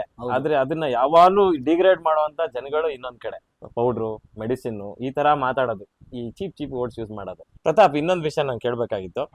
ಈಗ ನಿಮ್ಮ ಮಗನ್ಗೆ ಕಾಂಪಿಟೇಷನ್ ಮಾಡ್ಸಿದ್ರು, ಈಗ ನೆಕ್ಸ್ಟ್ ನಿಮ್ ಮಗನ್ನು ಬಾಡಿ ಬಿಲ್ಡಿಂಗ್ ಕರ್ಕೊಂಡ್ ಬರ್ತೀರಾ ಅಥವಾ ನಿಮ್ ಕಡೆಯಿಂದ ಪ್ರೋತ್ಸಾಹ ಸಿಗುತ್ತಾ ಮಗನ್ಗೆ? ಸರ್ 100% ಕೊಡ್ತೀನಿ ಸರ್. ತಂದೆನೇ ಈ ರೇಂಜ್ ಮಾಡಿದ್ರೆ ಅಂದ್ರೆ ಮಗನ ಯಾವ ರೇಂಜ್ ಮಾಡಿಸ್ತೀನಿ ಸರ್. ಅವ್ನು ಒಳ್ಳೆ ಸ್ಥಾನಕ್ಕೆ ಕರ್ಕೊಂಡು ಹೋಗ್ತೀನಿ. ಯಾಕಂದ್ರೆ ನಮ್ ತಂದೆ ತಾಯಿ ಇದ್ದಾಗ ಅವ್ರಿಗೆ ಗೊತ್ತಿರಲ್ಲ, ಅವ್ರ ಪಾಪ ಕೂಲಿ ಮಾಡ್ಕೊಂಡಿದ್ರು, ಅವ್ರ ಮಕ್ಳು ಹೆಂಗ್ ಬೆಳೆಸ್ಬೇಕಂತ ಗೊತ್ತಿಲ್ಲ. ಆದ್ರೆ ನಾನು ಇಷ್ಟೆಲ್ಲ ತಿಳ್ಕೊಂಡು ಇಷ್ಟೆಲ್ಲ ಓಡಾಡ್ಕೊಂಡಿದ್ದೀನಿ, ನಾನೇ ಈ ರೇಂಜ್ ಬೆಳೆದಿದ್ದೀನಿ ಅಂದ್ರೆ ನನ್ನ ಮಗನ ಯಾವ ರೇಂಜ್ ಬೆಳೆಸ್ಬೋದು ಸರ್. ನೆಕ್ಸ್ಟ್ ಲೆವೆಲ್ ಅವ್ನು ಈ ಫೀಲ್ಡ್ ಅಲ್ಲಿ ಕರ್ಕೊ ಬರ್ತೀನಿ. ಇನ್ನೊಂದು ಜನ ಹೇಳ್ತಾ ಇದ್ರೆ, ಮಕ್ಕಳನ್ನ ಈ ವಯಸ್ಸಿಗೆ ಹಾಕಕ್ ಹೋಗ್ಬೇಡ, ಬೆಳವಣಿಗೆ ಆಗಲ್ಲ ಅಂತ ಹೇಳ್ತಾರೆ. ಸೊ ಹೈಟ್ ಆಗೋಕು, ಎಕ್ಸರ್ಸೈಸ್ ಮಾಡೋಕೆ ಏನ್ ಸಹ ಸಂಬಂಧನೇ ಇಲ್ಲ. ಸುಮಾರು ಜನ ಈಗ್ಲೂ ಅನ್ಕೊಂಡಿರೋದು ನನ್ನ ಮಗನ ಇನ್ನೊಂದು ವರ್ಷ ಆದ್ಮೇಲೆ ಕಂಟಿನ್ಯೂಸ್ ಜಿಮ್ ಕಳಿಸ್ತೀನಿ. ಅವ್ನು ಸ್ವಲ್ಪ ಹೋಗ್ಲಿ, ಒಂದ್ 5-6 ವರ್ಷ ಆಗ್ಲಿ, ಸ್ವಲ್ಪ ಹೋಗ್ಲಿ ಅಂದ್ಬಿಟ್ಟು ವೇಟ್ ಮಾಡ್ತಾ ಇದೀನಿ. ನೀವು ನೋಡಿದ್ರೆ ನಿಮ್ ಶೋ ಅಲ್ಲಿ INB ಅಲ್ಲೇ ಮಾಡಿಸಿದ್ದೆ. ಹೌದೌದು, ಸುಮಾರು ಜನ ಅವ್ನ್ ನೋಡಿ ಇನ್ಸ್ಪಿರೇಷನ್ ಆಗಿದ್ರು. ಅವ್ನ್ ಏನಕ್ ಮಾಡಿಸ್ತಾ ಅಂದ್ರೆ ಸರ್, ಸ್ಪೋರ್ಟಿವ್ ನಾನು ಅವನು ನನ್ನ ಇನ್ಸ್ಪಿರೇಷನ್ ತಗೊಂಡು ತಂದೆ ಏನ್ ಮಾಡ್ತಾವನೋ ಅವ್ನ್ ನೆಕ್ಸ್ಟ್ ಮಗನು ಗೌರವ ತರಬೇಕು. ಅವ್ನ್ ಕೆಳಗಡೆ ಹೋಗ್ಬಾರ್ದು ಎಲ್ಲೂ. ಹೋಗ್ಬಿಟ್ಟು ಅವ್ನ್ ಬೇರೆ ಕಡೆ ಎಲ್ಲೋ ಬೇರೆ ಚಟಕ್ಕೆ ಇವಾಗ ನೋಡ್ತಾ ಇದ್ರೆ ಸುಮಾರು ಜನ ಎಂಜಾಯ್ ಲೈಫ್ ಅಲ್ಲಿ ಎಲ್ಲೆಲ್ಲೋ ಹೋಗ್ತಾವ್ರೆ. ಸೊ ನನ್ ಮಗ ಅಲ್ಲಿ ಹೋಗ್ಬಾರ್ದು. ಅವ್ನಿಗೆ ಅಟ್ಲೀಸ್ಟ್ ಇಲ್ಲಿ ಅವ್ನಿಗೆ ಒಂದ್ ಮೈಂಡ್ ಬಂದ್ಬಿಟ್ರೆ, ಈ ಫೀಲ್ಡ್ ಬಂದ್ಬಿಟ್ರೆ ಸರ್ ನೆಕ್ಸ್ಟ್ ಲೆವೆಲ್ ಇರುತ್ತೆ. ನಿಜ ಸರ್, ಇದರಿಂದ ಹೆಸರು ಮಾಡ್ಬೋದು, ಇದರಿಂದ ಮೈಂಡ್ ರಿಲ್ಯಾಕ್ಸ್ ಆಗ್ಬಾರ್ದು, 4 ಜನ ಕೂತ್ಕೋಬಹುದು, ಹೆಲ್ತ್ ಚೆನ್ನಾಗಿರುತ್ತೆ. ನಾವು ಸ್ಟೈಲಿಸ್ಟ್ ಆಗ್ಲಿ, ನಡವಳಿಕೆ ಆಗ್ಲಿ, ನಾವು ಹಾಕೋ ಬಟ್ಟೆ ಆಗ್ಲಿ, ಲುಕ್ಕೇ ಚೇಂಜ್ ಆಗ್ಬಿಡುತ್ತೆ ಸರ್. ನೆಕ್ಸ್ಟ್ ಲೆವೆಲ್ ಇರುತ್ತೆ. ಸೊ ಮೊನ್ನೆ ಯಾವ್ದೋ ಹಿಂಗೆ ಯಾರೋ ಮಾತಾಡ್ತಾ ಇದ್ ಕೇಳಿಸ್ಕೊಳ್ತಾ ಇದೆ. ಏನ್ ಹೇಳ್ತಾರೆ ಅಂದ್ರೆ, ಒಬ್ಬ ಡಯಟ್ ಮಾಡೋ ಪೇರೆಂಟ್ಸ್ ಗೆ ಅವ್ರ ಮಕ್ಳಿಗೂ ಅವ್ರು ಡಯಟ್ ಮಾಡೋದ್ ಹೇಗೆ ಅಂತ ಹೇಳ್ಕೊಡ್ತಾರೆ. ಅದೇ ಒಬ್ಬ ಪೇರೆಂಟ್ ತಮ್ಗೆ ಡಯಟ್ ಬಗ್ಗೆನೂ ಗೊತ್ತಿರಲ್ಲ, ಅಥವಾ ಏನೋ ಜಂಕ್ ತಿನ್ಕೊಂಡು ತನ್ನ ಮಗ ಒಬ್ಬ ಒಲಿಂಪಿಯಾ ಚಾಂಪಿಯನ್ ಆಗ್ಬೇಕು ಅಥವಾ ಒಲಿಂಪಿಕ್ ಮೆಡಲ್ ತರಬೇಕು ಅನ್ನೋದು ಸುಳ್ಳು. ಅದಾಗೋದಿಲ್ಲ. ಯಾಕಂದ್ರೆ ಮಗ ಬಂದ್ಬಿಟ್ಟು, ಮಗ ಅಥವಾ ಮಗಳು ತಂದೆ ತಾಯಿನ ಫಾಲೋ ಮಾಡ್ತಾರೆ. ತಂದೆ ತಾಯಿ ಜಂಕ್ ಈಟರ್ ಆಗ್ಬಿಟ್ಟು ಮಕ್ಕಳನ್ನ ನೀವು ಒಲಿಂಪಿಕ್ ಮೆಡಲಿಸ್ಟ್ ಆಗ್ಬೇಕು ಅಂದ್ರೆ ಅದು ಸಾಧ್ಯ ಆಗಲ್ಲ. ಯಾವತ್ತು ತಂದೆ ತಾಯಿ ಫಸ್ಟ್ ಇನ್ಸ್ಪೈರ್ ಆಗೋದು ಮಕ್ಳಿಗೆ. ಅದು ನೀವು ಆಲ್ರೆಡಿ ಒಂದು ಬೇಸಿಕ್ ಲೆವೆಲ್ ಇಂದಾನೆ ಸ್ಟಾರ್ಟ್ ಮಾಡ್ಕೊಂಡಿದ್ದೀರಾ. 4 ವರ್ಷಕ್ಕೆ ಅವ್ನು ಸ್ಟೇಜ್ ಮೇಲೆ ಹತ್ತಿದ್ದಾನೆ ಸರ್. ನನಗೆ ಎಷ್ಟು ನಾನು ಮಾಡಿದ ಶೋ ಮಾಡಿದ 23 ವರ್ಷ ಸ್ಟೇಜ್ ಮೇಲೆ ಹೋಗ್ಬೇಕಾದ್ರೆ ಗಡಗಡ ಅಂತ ಕೈಗಳೆಲ್ಲ ಆಗುತ್ತಾ ಇತ್ತು. ಅವ್ನು 4 ವರ್ಷ ಹೋಗಿ ಸ್ಟೇಜ್ ಮೇಲೆ ಹತ್ತಿದ್ದಾನೆ ಸರ್. ಎಷ್ಟು ಪ್ರೌಡ್ ಸರ್ ನಮ್ಗೆಲ್ಲ. ಸಿಕ್ಕಾಪಟ್ಟೆ ಫುಲ್ ಖುಷಿ ಆಯ್ತು. ಅವ್ನೆಲ್ಲ ವಿಡಿಯೋಸ್ ಎಲ್ಲ ಆಗಿತ್ತೆ, ಇನ್ಸ್ಟಾಗ್ರಾಮ್ ಅಲ್ಲಿ ಹಾಕಿದೆ ಸರ್. ಒಂದು ದಿನಕ್ಕೆ ಮಿಲಿಯನ್ ರೀಚ್, ಒಂದೇ ದಿನಕ್ಕ ಮಿಲಿಯನ್, ಎಷ್ಟೋ ಮಿಲಿಯನ್ ಓಡೋಗ್ಬಿಟ್ಟೈತೆ. ಆ ಏಜ್ ಇಂದಾನೆ ತರಬೇಕು ಸ್ಪೋರ್ಟಿವ್ ಮೈಂಡ್ ಸೆಟ್ ಅನ್ನೋದನ್ನ. ಆ ಏಜ್ ಇಂದ ಅಂತಂದ್ರೆ ಅವ್ನು 15-20 ವರ್ಷಕ್ಕೆ ಸಾಧನೆ ಮಾಡ್ಬಿಡ್ತಾನೆ. ಯಾಕಂದ್ರೆ ಅವ್ನು ಆಲ್ರೆಡಿ ಡಯಟ್ ಆಗ್ಲಿ, ವರ್ಕೌಟ್ ಆಗ್ಲಿ ಮಾಡ್ತಾ ಇದ್ರೆ ಮಸಲ್ಸ್ ಸರ್ ಈಗ 20 ವರ್ಷ ಒಳಗೆ ಮಾಡಿದ್ರೆ ಮಸಲ್ಸ್ ಮೆಮೊರಿ ಮಾತ್ರ ನೆಕ್ಸ್ಟ್ ಲೆವೆಲ್ ಇರುತ್ತೆ ಸರ್. ನೆಕ್ಸ್ಟ್ ಲೆವೆಲ್ ಇರುತ್ತೆ. ಸೊ 20 ವರ್ಷ ಆದ್ಮೇಲೆ ಸ್ವಲ್ಪ ಕಷ್ಟ, ಮಸಲ್ಸ್ ಬಿಲ್ಡ್ ಮಾಡೋದು ತುಂಬಾನೇ ಕಷ್ಟ ಇರುತ್ತೆ. ನಾವು ಒಂದು 12-13 ವರ್ಷಕ್ಕೆ ಸ್ಟಾರ್ಟ್ ಮಾಡ್ಬಿಟ್ರೆ 20 ವರ್ಷ ಒಳಗಡೆ ನಮ್ಗೆ ಒಳ್ಳೆ ಮಸಲ್ಸ್, ಒಳ್ಳೆ ಬಾಡಿ, ಒಳ್ಳೆ ಅವ್ನ್ ಕಾಲೇಜ್ಗೆಲ್ಲ ಹೋದ್ರೆ ಅವ್ನ ನೋಡಿ ಸುಮಾರು ಜನ ಇನ್ಸ್ಪಿರೇಷನ್ ಆಗ್ಬೇಕು ಸರ್. ಎಕ್ಸಾಕ್ಟ್ಲಿ. ಅಷ್ಟೇ. ನನಗೆ ಅದೇ ಒಂದೇ ಇರೋ ನನಗೆ ನನ್ನ ಮಗನ ಒಳ್ಳೆ ಸ್ಥಾನಕ್ಕೆ ಕರ್ಕೊಂಡು ಹೋಗ್ಬೇಕು. ಅವ್ನಿಗೆ ಅವ್ನು ನಂತರನೇ ಗುರ್ಸ್ಕೊಬೇಕು. ಅವನು ಬೇರೆಯವ್ರಿಗೆ ಇನ್ಸ್ಪಿರೇಷನ್ ಆಗ್ಬೇಕು. ಸೊ 100% ತಂದೆ ಒಂದು ಅಚೀವ್ಮೆಂಟ್ ಮಾಡಿದಾಗ ತನ್ನ ಮಕ್ಳು ಕೂಡ ಅದನ್ನೇ ಅದೇ ಹಾದಿ ಹಿಡಿತಾರೆ. ಮೆಜಾರಿಟಿ ಕೇಸಸ್ ಅಲ್ಲಿ ಅದು ಹಾಗೆ ಆಗುತ್ತೆ. ಈಗ ಇನ್ನೊಂದು ಪ್ರತಾಪ್, ನಿಮ್ಮ ಪ್ರೆಪ್ ಬಗ್ಗೆ ಮಾತಾಡೋಣ. ಬೇಸಿಕಲಿ ನೀವು ಸ್ಟಾರ್ಟ್ ಮಾಡಿದಾಗ ನಿಮ್ಗೆ ಏನೋ ನಾಲೆಡ್ಜ್ ಇರ್ಲಿಲ್ಲ. ಬಾಡಿ ಬಿಲ್ಡಿಂಗ್ ಅಂದ್ರೆ ಏನೋ ಒಂದು ತಿನ್ಬಿಡ್ಬೋದು, ಚೆನ್ನಾಗಿ ತಿನ್ಬೇಕಷ್ಟೇ. ಚೆನ್ನಾಗಿ ತಿನ್ಬೇಕು, ಏನ್ ತಿಂದ್ರು ನಡೆಯುತ್ತೆ. ಆಮೇಲೆ ಹೋಗಿ ಜಿಮ್ಗೆ ಹೋಗೋದು, ವರ್ಕೌಟ್ ಮಾಡೋದು, ಇದೆಲ್ಲ ಸಹಜವಾಗಿ ಎಲ್ರೂ ಮೈಂಡ್ ಸೆಟ್ ಅದು. ಆದ್ರೆ ನಾನು ಸ್ಟಾರ್ಟ್ ಮಾಡಿದಾಗ ಎಲ್ಲ ಅಂದ್ರೆ ನಮ್ ಜಿಮ್ ಅಲ್ಲಿ ಹೋಗ್ತಾ ಇತ್ತಲ್ಲ, ಅವ್ರಿಗೂ ಅಷ್ಟೊಂದು ನಾಲೆಜ್ ಇರಲ್ಲ. ನೀನ್ ದಪ್ಪ ಆಗ್ಬೇಕಾ, ಬಾಳೆಹಣ್ಣು ತಿನ್ನು, ಚೆನ್ನಾಗಿ ತಿನ್ನು, ರೈಸ್ ತಿನ್ನು, ಇಷ್ಟ ತಿನ್ನು, ಆಮೇಲೆ ಮೊಳಕೆ ಕಾಳುಗಳೆಲ್ಲ ಬರ್ತಲ್ಲ ಬೆಳಗ್ಗೆ ಅದು ಸ್ವಲ್ಪ ಹಾಕೊಂಡು ಚೆನ್ನಾಗಿ ತಿನ್ನು, ದಪ್ಪ ಆಗ್ಬಿಡುತ್ತೆ ಅಂತ ಹೇಳ್ತಾ ಇದ್ರು. ಸೊ ನಮ್ಗೆಲ್ಲ ಏನ್ ಗೊತ್ತಿತ್ತು ಸರ್, 6 ಪ್ಯಾಕ್ ನಾವೆಲ್ಲ ಟಿವಿನಲ್ಲಿ ನೋಡ್ತಾ ಇದ್ರೆ ಇವ್ರೆಲ್ಲ ಫೇಕ್ ಬಿಡೋ ಅವೆಲ್ಲ. ನಾನು ಎಷ್ಟೋ ಜನ ಸುಮಾರು ಹೇಳಿದ್ದೀನಿ ಇದೆಲ್ಲ ಆಗಲ್ಲ, ಸುಮ್ನೆ ಅವರು ಎಡಿಟಿಂಗ್ ಮಾಡಿ ಹಾಕಿರ್ತಾರೆ, ಇದೆಲ್ಲ ಫೇಕು ಅಂತ. ಸೊ ನಾನ್ ಮಾಡ್ದಾಗ ಗೊತ್ತಾಯ್ತು ಇದೆಲ್ಲ ಯಾವ್ದು ಇಲ್ಲಪ್ಪ, ನಮ್ ಕೈಯಲ್ಲಿ ಆಗುತ್ತೆ, ನಾವ್ ಮಾಡಿದ್ರೆ ಎಲ್ಲ ಆಗುತ್ತೆ, ನಮ್ ಕೈಯಲ್ಲಿ ಆಗಿಲ್ಲ ಅಂದ್ರೆ ಏನೂ ಆಗಲ್ಲ. ಹೌದು. ಆಮೇಲೆ ನಿಮ್ಮ ಡಯಟಿಂಗ್ ಪಾರ್ಟ್ ಹೇಗಿತ್ತು ಅಂದ್ರೆ, ಎಲ್ಲ ತಿಳ್ಕೊಂಡಾಗ ಈಗ ಫಸ್ಟ್ ಟ್ರೈನರ್ ಬಂದ್ಬಿಟ್ಟು, ಕೋಚ್ ಬಂದ್ಬಿಟ್ಟು ಯುವ ಪ್ರಕಾಶ್ ಅಲ್ವಾ, ನಿಮ್ನ ಡಯಟ್ ಹೇಗ್ ತಗೊಂಡೋದ್ರು? What was your diet for bulking ಅಲ್ಲಿ ಸರ್ ನಂದು ಎಲ್ಲ ಕಾರ್ಬೋಹೈಡ್ರೇಟ್ಸ್ ಜಾಸ್ತಿ ಇರುತ್ತೆ. ಓಕೆ. ಸೊ ಲೈಕ್ ಬನಾನಾ, ಯಾಕಂದ್ರೆ ಇದು ನಾನು ನ್ಯಾಚುರಲ್ ಬಾಡಿ ಬಿಲ್ಡಿಂಗ್ ಬಗ್ಗೆನೇ ಕೇಳ್ತೀನಿ. ಕೆಲವರಿಗೆ ನ್ಯಾಚುರಲ್ ಬಾಡಿನ ಹೇಗ್ ಬಿಲ್ಡ್ ಮಾಡ್ಬೇಕು ಅನ್ನೋದು ಅಟ್ಲೀಸ್ಟ್ ಅವ್ರಿಗೆ ನಾಲೆಡ್ಜ್ ಸಿಗ್ಲಿ. ಸರ್ ಏನಿಲ್ಲ, ಫಸ್ಟ್ ನಾವು ಕ್ಯಾಲರೀಸ್ ಎಷ್ಟು ತಗೊಂತ ಇದೀವಿ ಟ್ರ್ಯಾಕ್ ಮಾಡ್ಬೇಕು ಸರ್. ನಾವ್ ಏನೋ ಒಂದು ಪ್ರಾಪರ್ ಮಾಡ್ತಾ ಇದ್ದೀವಿ ಅಂದ್ರೆ, ನಾನು ಹೆಂಗ್ ಟ್ರ್ಯಾಕ್ ಮಾಡ್ತೀನಿ ಅಂದ್ರೆ, ವೀಕ್ಲಿ ಒನ್ಸು ಫೋಟೋಸ್ ತಗೊಂತೀನಿ, ವೆಯ್ಟ್ ಚೆಕ್ ಮಾಡ್ತೀನಿ. ಸೊ ನಾನು ಚೇಂಜಸ್ ಆಗ್ತಾ ಇದೆ ಅಂತ 1 ಮಂತ್ ನಾನು ಪ್ರಾಪರ್ ಆಗಿ ಅದನ್ನೇ ಟ್ರ್ಯಾಕ್ ಮಾಡ್ಕೊಂತೀನಿ. ಪ್ರತಿಯೊಂದು ನಾನು ಮೆಜರ್ ಮಾಡೇ ತಗೊಬೇಕು ಸರ್. ಸೊ ನಾನು ಪ್ರತಿಯೊಬ್ಬರಿಗೆ ಹೇಳ್ತಾ ಇರ್ತೀನಿ. ನಾನು ಎಕ್ಸಾಂಪಲ್ ಏನ್ ಹೇಳ್ತೀನಿ ಅಂದ್ರೆ, ಸೊ ಒಂದು ಬೈಕ್ ತಗೊಂತೀಯ, ಶೋರೂಮ್ ಅಲ್ಲಿ ಹೋಗಿ ಬೈಕ್ ತಗೊಂತೀಯ, ಅವರು ಹೈವೇಲ್ ಹೋದ್ರೆ 70 ಕಿಲೋಮೀಟರ್ ಬರುತ್ತೆ ಮೈಲೇಜ್ ಅಂತ ಹೇಳ್ತಾರೆ. ಹಳ್ಳದಿಂದಲ್ಲಿ ಹೋದ್ರೆ 40-50 ಬರುತ್ತೆ. ಸೊ ನಾನು ಅದನ್ನೇ ಹೇಳೋದು ಜನಕ್ಕೆ, ನೀವು ಪ್ರಾಪರ್ ಆಗಿ ಮೆಜರ್ ಮಾಡಿ ಎಲ್ಲ ಪ್ರಾಪರ್ ಆಗಿ ತಗೊಂಡ್ರೆ ನಿಮ್ ರಿಸಲ್ಟ್ ಚೆನ್ನಾಗೇ ಬರುತ್ತೆ. ಇಲ್ಲ ನೀನು ಅಪ್ ಅಂಡ್ ಡೌನ್, ನೀನು ಇವತ್ತು ಡಯಟ್ ಮಾಡೋದು, ನಾಳೆ ಏನೋ ತಿನ್ನೋದು, ನಾಳೆ ಡಯಟ್ ಮಾಡೋದು, ನಾಳೆ ಏನೋ ತಿನ್ನೋದು, ಒಂದಿನ ಜಿಮ್ಗೆ ಹೋಗೋದು, ಒಂದಿನ ನೀನು ವಾಕಿಂಗ್ ಹೋಗಲ್ಲ, ವಾಟರ್ ಇಂಟೇಕ್ ತಗೊಳಲ್ಲ, ಇದೆಲ್ಲ ಇದ್ರೆ ನಿನ್ ಇನ್ಬ್ಯಾಲೆನ್ಸ್ ಆಗ್ತಾ ಇರುತ್ತೆ, ಅಪ್ ಅಂಡ್ ಡೌನ್ ಆಗ್ತಾ ಇರುತ್ತೆ. ನಾನು ಎಕ್ಸಾಂಪಲ್ ಅದನ್ನ ಹೇಳಿ ನಾನು ಹೇಳ್ತಾ ಇರ್ತೀನಿ ಯಾವಾಗೂ. ಸೊ ವೇಟ್ ಮಾಡಿ, ಪ್ರತಿಯೊಂದು ವೇಟ್ ಮಾಡಿ ನೀವು ತಗೊಂಡ್ರೆ ನಿಮ್ ರಿಸಲ್ಟ್. ನಾನು ಜಾಸ್ತಿ ನಾನು ಬಲ್ಕಿಂಗ್ ಅಲ್ಲಿ ಇದ್ದಾಗ ರೈಸು, ಓಟ್ಸು, ಬನಾನಾ, ಈ ತರ ಕಾರ್ಬೋಹೈಡ್ರೇಟ್ಸ್ ಜಾಸ್ತಿ ತಗೊಂತಾ ಇರ್ತೀನಿ. ಕ್ವಾಲಿಟಿ ಕ್ವಾಲಿಟಿ ತಗೊಳೋದ್ರೆ ಕ್ವಾಲಿಟಿ ಮಸಾಜ್ ತಗೊಳೋದು ಸರ್. ಎಕ್ಸಾಕ್ಟ್ಲಿ. ನೀವು ಇಲ್ಲ ನಾನು ಬೇರೆ ಏನೋ ತಿಂತೀನಿ, ನನಗೆ ಇವತ್ತು ಆಸೆ ಆಗ್ಬಿಡ್ತು, ಚಿಕನ್ ತಿನ್ಬೇಡ, ಬರ್ಗರ್ ತಿನ್ಬೇಡ, ಅಲ್ಲ ಬೇರೆ ಏನೋ ತಿನ್ನೋಣ ಅಂದ್ರೆ ಅದ್ರಲ್ಲಿ ಫ್ಯಾಟ್ ಇಂಟೆಕ್ ಜಾಸ್ತಿ ಇರುತ್ತೆ. ನಮ್ಮ ಮಸಲ್ಸ್ ಆಲ್ರೆಡಿ ಫ್ಯಾಟ್ ಹೋಗ್ತಾ ಇದ್ರೆ ತುಂಬಾ ನೆಕ್ಸ್ಟ್ ನಾವು ಕ್ವಾಲಿಟಿ ಮಸಲ್ಸ್ ಇರಲ್ಲ ಅಂತ. ಕ್ವಾಲಿಟಿ ಮಸಲ್ಸ್ ಸಿಗಲ್ಲ. ನೆಕ್ಸ್ಟ್ ನಾವು ಕಾಂಪಿಟೇಷನ್ ಮಾಡ್ಬೇಕಂದ್ರೆ ತೀರಾ ಸಣ್ಣ ಆಗ್ತಾರ ಕಾಣಿಸ್ರಿ, ವೇಸ್ಟ್ ಆಗ್ಬಿಡುತ್ತೆ. ಆವಾಗ ಫೀಲ್ ಆಗುತ್ತೆ ನಾವು ಆಫೀಸಿಗೆ ತಗೊಬೇಕಾಯ್ತು ಅಂದ್ಬಿಟ್ಟು. ಪ್ರೋಟೀನ್ ವ್ಯಾಲ್ಯೂ ಎಷ್ಟಿತ್ತು ಅವಾಗ ಬಲ್ಕಿಂಗ್ ಸೈಕಲ್ ಅಲ್ಲಿ? ಸರ್ ನಂದು ಈಗಲೂ ನಾನು ಬಲ್ಕ್ ಅಂದ್ರೆ ಬಲ್ಕ್ ಮಾಡ್ತಾ ಇದ್ದಾಗ ನಾನು ಅರೌಂಡ್ ಒಂದು 220 ಗ್ರಾಮ್ ತಗೊಂಡು 220 ಗ್ರಾಮ್ ಪ್ರೋಟೀನ್. ಅದು ನಿಮ್ ಕೋಚ್ ಸಜೆಸ್ಟ್ ಮಾಡಿದ ಅಷ್ಟೇನಾ? 220 ಗ್ರಾಮ್ ಪ್ರೋಟೀನ್, ಎಷ್ಟು ಗ್ರಾಮ್ ಕಾರ್ಬೋಹೈಡ್ರೇಟ್? 350 ಗ್ರಾಮ್ ತಗೊಂಡು 350 ಗ್ರಾಮ್ ಕಾರ್ಬೋಹೈಡ್ರೇಟ್ ಪರ್ ಡೇ. 350 ತಗೊಂಡಿನಿ. ಸಮ್ ಟೈಮ್ಸ್ ನನ್ಗೆ ರಿಸಲ್ಟ್ ಏನೋ ಬಂದಿಲ್ಲ ಅಂದ್ರೆ ಸಮ್ ಟೈಮ್ 450 ಗಂಟೆ ಹೋಗುತ್ತೆ. 450 ವರೆಗೂ ಹೋಗುತ್ತೆ. ಫ್ಯಾಟ್ ಎಲ್ಲ ಒಂದು 60% ಇರುತ್ತೆ. Good fat. ಗುಡ್ ಫ್ಯಾಟ್ ಅಷ್ಟೇ. ಗುಡ್ ಫ್ಯಾಟ್ ನಾನು ಏನ್ ತಗೊಂಡ್ರೆ ಅಂದ್ರೆ ಸೊ ಆಲ್ಮೋಸ್ಟ್ ಕೋಕೋನಟ್ ಯೂಸ್ ಮಾಡ್ತೀನಿ, ಇಲ್ಲಾಂದ್ರೆ ತುಪ್ಪ ಯೂಸ್ ಮಾಡ್ತೀನಿ. ಅದೆಲ್ಲ ಗುಡ್. ಈ ಕಾಡ್ ಲಿವರ್ ಆಯಿಲ್ ಅದೆಲ್ಲ ನಾನು ಅದನ್ನ ಯೂಸ್ ಮಾಡಲ್ವಾ? ನಾನು ಯೂಸ್ ಮಾಡಲ್ಲ. ಕೋಕೋನಟ್ ಆಯಿಲ್ ಮತ್ತೆ ಕೋಕೋನಟ್ ಆಯಿಲ್, ತುಪ್ಪ ಗುಡ್ ಫ್ಯಾಟ್ ಗೆ. ಗುಡ್ ಫ್ಯಾಟ್ ಗೆ. ಆಮೇಲೆ ಪೀನಟ್ ಬಟರ್ ಯೂಸ್ ಮಾಡ್ತೀನಿ. ಓಕೆ, ಅದು ಗುಡ್ ಫ್ಯಾಟ್. ಇನ್ನಂದ್ರೆ ನಾವು ಇದು ಎಲ್ಲೋ ಇದು ಎಗ್ ಫುಲ್ ಎಗ್ ತಗೊಂಡ್ರೆ ಅದು ಗುಡ್ ಫ್ಯಾಟ್. ಆ ತರ ಗುಡ್ ಫ್ಯಾಟೇ ತಗೊಂತೀನಿ. ಪ್ರತಿಯೊಂದು ನಾನು ನೋಡ್ತೀನಿ ಸರ್. ಇದ್ರಲ್ಲಿ ನಾನು ಒಂದು ಮೀಲ್ ತಗೊಂಡಿನಿ ಅಂದ್ರೆ ಅದ್ರಲ್ಲಿ 3 ಇರ್ಬೇಕು, ಮ್ಯಾಕ್ರೋಸ್ ಇರ್ಬೇಕು, ಕಾರ್ಬೋಹೈಡ್ರೇಟ್ ಇರಬೇಕು, ಪ್ರೋಟೀನ್ ಇರಬೇಕು, ಫ್ಯಾಟ್ ಇದ್ರೆ ಈ 3 ಇದ್ರೇನೆ ನಮ್ಗೆ ಚೆನ್ನಾಗಿ. ಏನಕ್ಕೆ ಫಿಶ್ ಆಯಿಲ್ ನ ನೀವು ಸ್ಕಿಪ್ ಮಾಡ್ತೀರಾ? ಸ್ಕಿಪ್ ಮಾಡೋದು ಸರ್ ಅಂದ್ರೆ ಏನಕ್ಕೆ ತಗೊಳ್ಳಿಲ್ಲ ನೀವು ಫಿಶ್ ಆಯಿಲ್ ನ? ಸರ್ ಇಲ್ಲ ತಗೊಂತೀನಿ ಫಿಶ್ ಆಯಿಲ್ ಸರ್. ನನ್ ಸಪ್ಲಿಮೆಂಟ್ ಬಂದ್ರೆ ನಾನು ಕ್ರಿಯೇಟಿನ್ ತಗೊಂತೀನಿ, ವೇ ಪ್ರೋಟೀನ್ ತಗೊಂತೀನಿ, ಫಿಶ್ ಆಯಿಲ್, ಮಲ್ಟಿವಿಟಮಿನ್ ಇದು ಕಂಪಲ್ಸರಿ ಇರುತ್ತೆ. ಯಾಕೆ ಫಿಶ್ ಆಯಿಲ್ ನಾನು ಫುಡ್ ಅಲ್ಲಿ ತಗೊಂಬೋದಂತ ಸುಮಾರು ಜನ ಹೇಳ್ತಾರೆ. ನಾನು ಡೈಲಿ ಫಿಶ್ ತಗೊಂಡು ಅಷ್ಟೊಂದು ಈಟ್ ತಗೊಳಕ್ಕಾಗಲ್ಲ ಸರ್, ಕಾಸ್ಟ್ಲಿ ಜಾಸ್ತಿ ಬರುತ್ತೆ ಫಿಶ್ ಎಲ್ಲ. ನಾನು ಅದರಿಂದ ತಗೊಳಕ್ಕಾಗಲ್ಲ, ಅದಕ್ಕೆ ಫಿಶ್ ಆಯಿಲ್ ಟ್ಯಾಬ್ಲೆಟ್ ತಗೊಂತೀನಿ. ಮೆಡಿಕಲ್ ಅಲ್ಲಿ ಹೋದ್ರೆ ನಿಮ್ಗೆ ವೇ ಪ್ರೋಟೀನ್ ಎಲ್ಲ ಸಿಗುತ್ತೆ ಸರ್.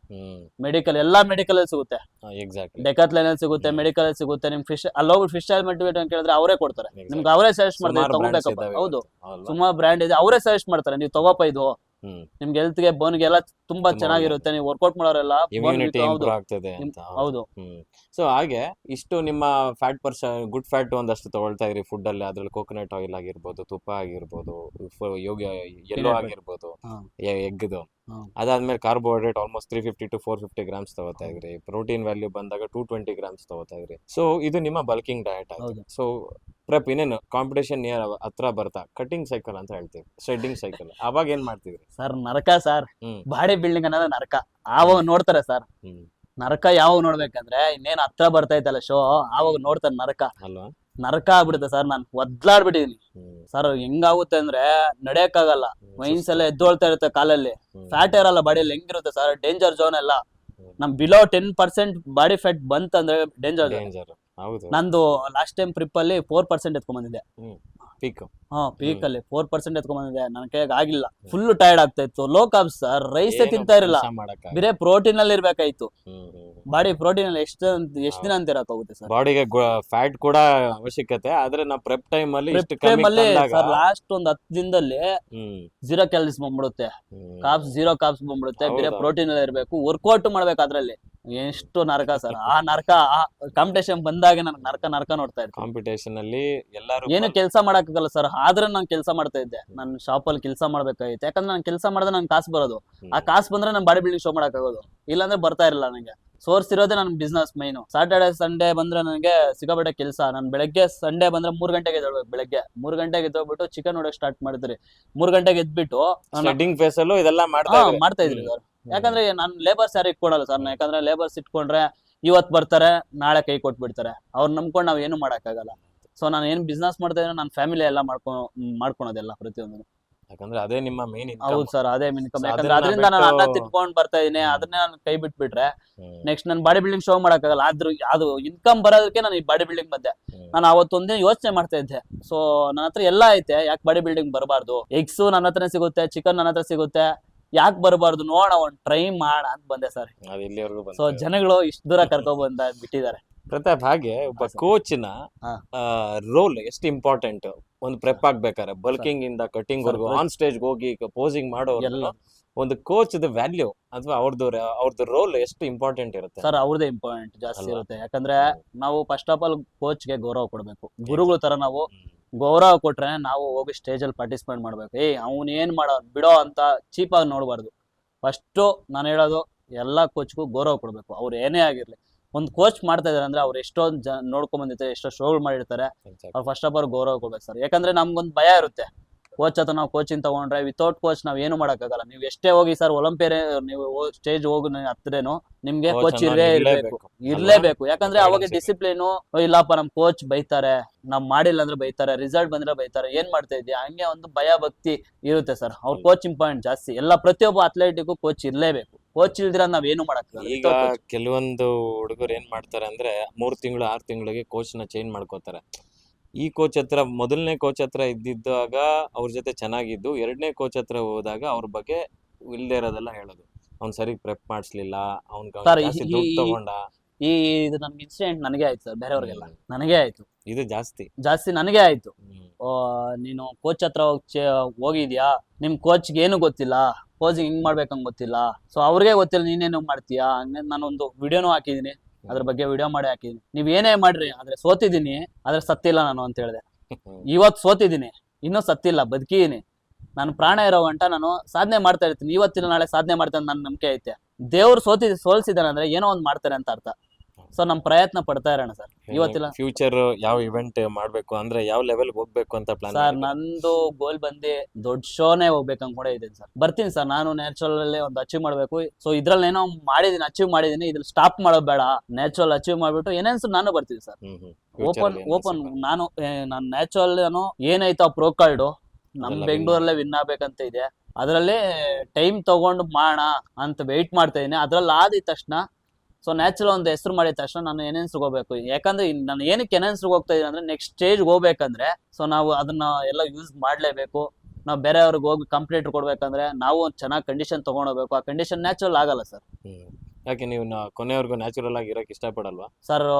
ಇಲ್ಲ ಸರ್, ನಾನು ದೊಡ್ಡ ಶೋ ಮಾಡ್ಬೇಕು ಅನ್ಕೊಂಡಿದ್ದೀನಲ್ಲ, ನನ್ನ ಗುರಿನೇ ಬೇರೆ ಐತೆ. ಅದಕ್ಕೆ ನಾನು ನ್ಯಾಚುರಲ್ ನಾನು ಅಷ್ಟೊಂದ್ ದಿನ ನಾನು ಇರಲ್ಲ ಸರ್. ಸರ್ ಇನ್ನೊಂದು ನ್ಯಾಚುರಲ್ ಅಂತ ಹೇಳ್ತಾರೆ ಸರ್, ಆದ್ರೆ ನ್ಯಾಚುರಲ್ ಬಾಡಿ ಬಿಲ್ಡಿಂಗ್ ಶೋ ಅಲ್ಲಿ ನಾನು ಸುಮಾರು ನೋಡಿದೀನಿ, ನ್ಯಾಚುರಲ್ ಯಾರು ಬರ್ತಾ ಇಲ್ಲ ಸರ್. ಅದೇ ಪ್ರತಾಪ್, ಇದು ನನ್ನ ತುಂಬಾ ದಿನಗಳಿಂದ ನಾನು ಇದನ್ನು ಕೇಳ್ಬೇಕು ಅಂತ. ಒಬ್ಬ ನ್ಯಾಚುರಲ್ ಅಥ್ಲೀಟ್ ಹತ್ರ ಒಂದಷ್ಟು ಸತ್ಯಗಳು ಆಚೆ ಬರ್ಬೇಕು ಅಂತ, ಅದು ಇವತ್ತು ಬಂದಿದೆ. ಒಬ್ಬ natural athlete pro card win ಆಗ್ತಾನೆ, ಅವ್ನ್ ಬಾಡಿ ಕಂಡೀಷನ್ ಸ್ಟೇಜ್ ಮೇಲೆ ನೋಡಿದಾಗ ಏನಪ್ಪಾ ಎನ್ಹಾನ್ಸ್ಗೂ ಇವ್ರಿಗೂ ಏನು ವ್ಯತ್ಯಾಸನೇ ಇಲ್ಲ. ಆ ರೇಂಜ್ಗೆ ಮಸಲ್ಸ್ ಇದೆ, ಕ್ವಾಲಿಟಿ. ಹೆಂಗೆ ಅದು ಆ ಲೆವೆಲ್ಗೆ ನ್ಯಾಚುರಲ್ ಬಾಡಿ ಬಿಲ್ಡಿಂಗ್ ಅಲ್ಲಿ ಹೇಗ್ ತರ್ತಾರೆ ಸರ್? ನಾನು ಅದನ್ನೇ ಯೋಚನೆ ಮಾಡ್ತಾ ಇರ್ತೀನಿ. ಎಲ್ಲಾರು ಹೇಳ್ತಾ ಇರ್ತಾರೆ ಜೆನೆಟಿಕ್ ಅಂತ. ಅವ್ರ ಅಪ್ಪ ಏನ್ ರಾಕ್ ಆಗಿದ್ದ ಸರ್ ಜೆನೆಟಿಕ್ ಆಗಕ್ಕೆ? ಸರ್ ನಂದು ಪ್ರತಿಯೊಂದು ನಾನು ಬ್ಲಡ್ ರಿಪೋರ್ಟ್ ತಗೊಂಡಿನಿ ಸರ್.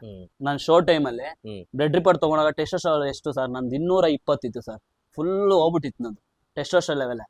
ಶೋ ಮಾಡಿ ಪ್ರೋ ಕಾರ್ಡ್ ಹೊಡೆದವನಿಗೆ 2500 ತಿದ್ದವನು ಎಲ್ಲಿಂದ ಬಂದ್ಬಿಡ್ತಾರೆ ಟೆಸ್ಟೋಸ್ಟೆರಾನ್ ಲೆವೆಲ್ ಅಷ್ಟೊಂದು ಅಲ್ವಾ?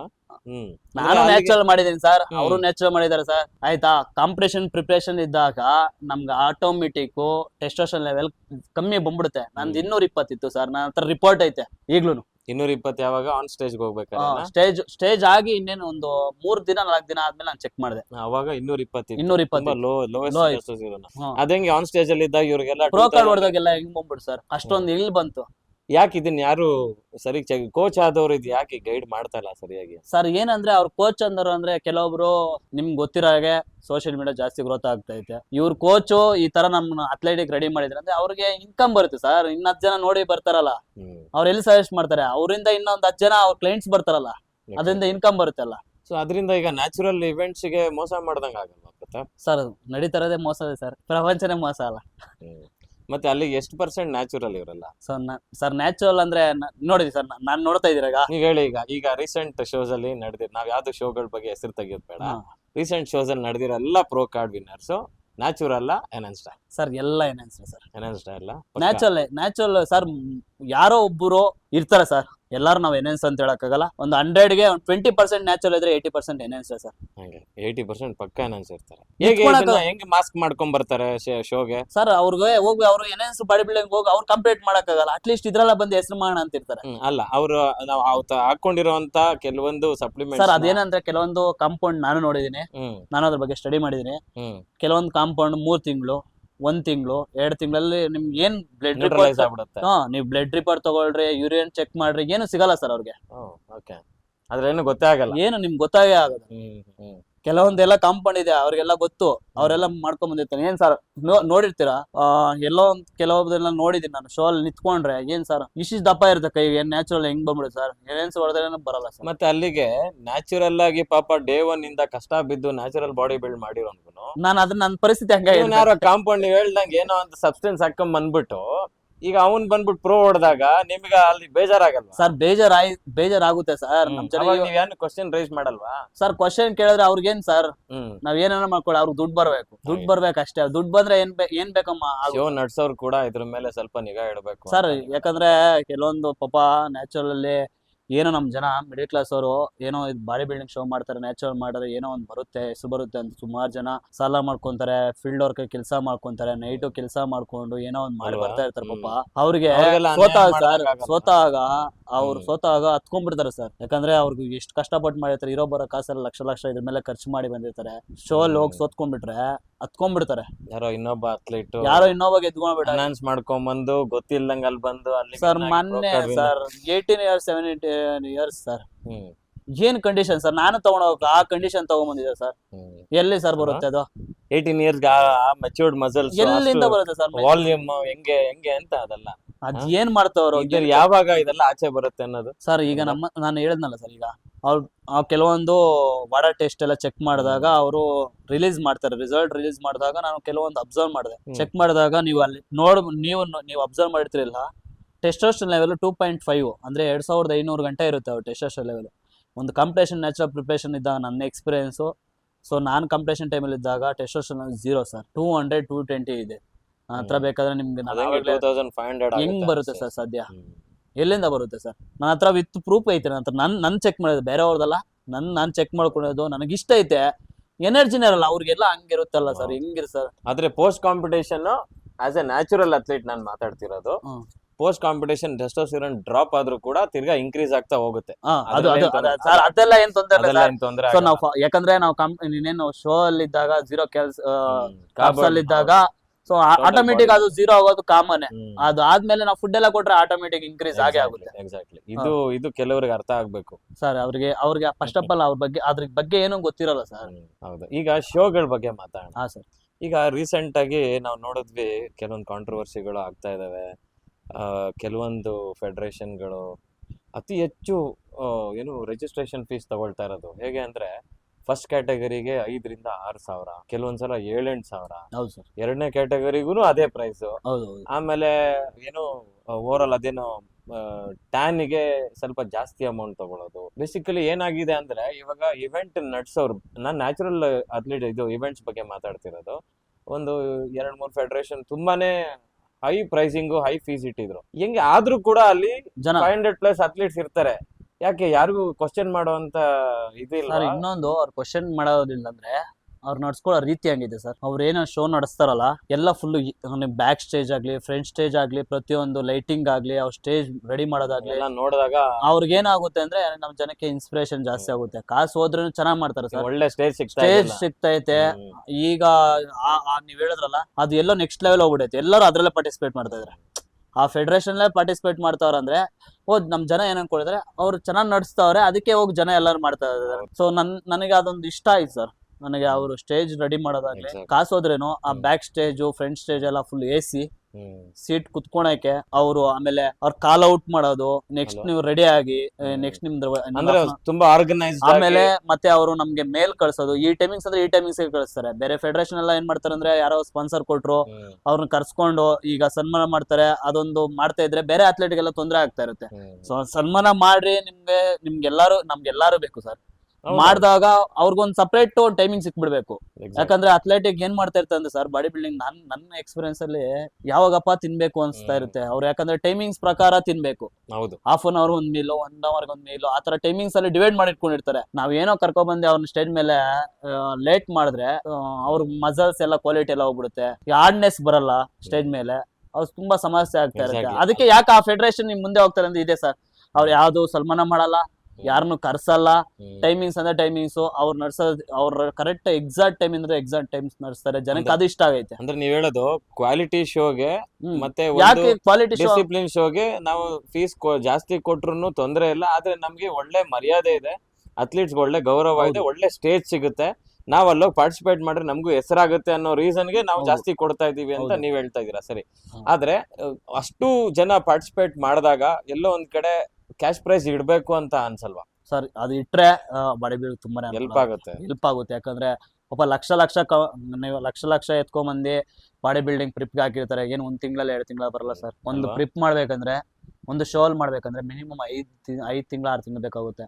ಒಂದು ತಿಂಗಳಿಗೆ ಇಲ್ಲ ಅಂದ್ರೆ 20,000 ಮಿನಿಮಮ್ 20,000 ಬೇಕು ಸರ್. ಹೌದು. ಅಟ್ಲೀಸ್ಟ್ ಕೆಲವರಿಗೆ ಈ ವಾಯ್ಸ್ ರೈಸ್ ಆಗ್ಲಿ, ಹಾ. ನೀವು ಫೆಡರೇಷನ್ ನೀವು ಏನು ಫೀಸ್ ತಗೊಳ್ತಿದ್ದೀರಾ ರಿಜಿಸ್ಟ್ರೇಷನ್ ಫೀಸು, ಅದು 5 ಅಲ್ಲ ಇನ್ನೊಂದ್ 1,000 ಜಾಸ್ತಿ ತಗೊಳ್ಳಿ, ಆದ್ರೆ ಅಥ್ಲೆಟಿಕ್ ಸ್ವಲ್ಪ ಬೆನಿಫಿಷಿಯಲ್ ಆಗಿರ್ಲಿ. ಹೌದು ಸರ್. ಅಂದ್ರೆ ಯಾವ್ದೋ ಕ್ಯಾಟಗರಿ ಟೈಟಲ್ ವಿನ್ ಆದಾಗ ಅವ್ರಿಗೆ ಒಂದಷ್ಟು ದುಡ್ಡು ಬಂದಾಗ ಎಲ್ಲೋ ಒಂದ್ ಕಡೆ ಅವ್ರಿಗೆ ಅದೊಂದು ಅನುಕೂಲ ಸ್ಯಾಟಿಸ್ಫ್ಯಾಕ್ಷನ್ ಇರುತ್ತೆ, ಅನುಕೂಲನೂ ಅನುಕೂಲ ಆಗುತ್ತೆ.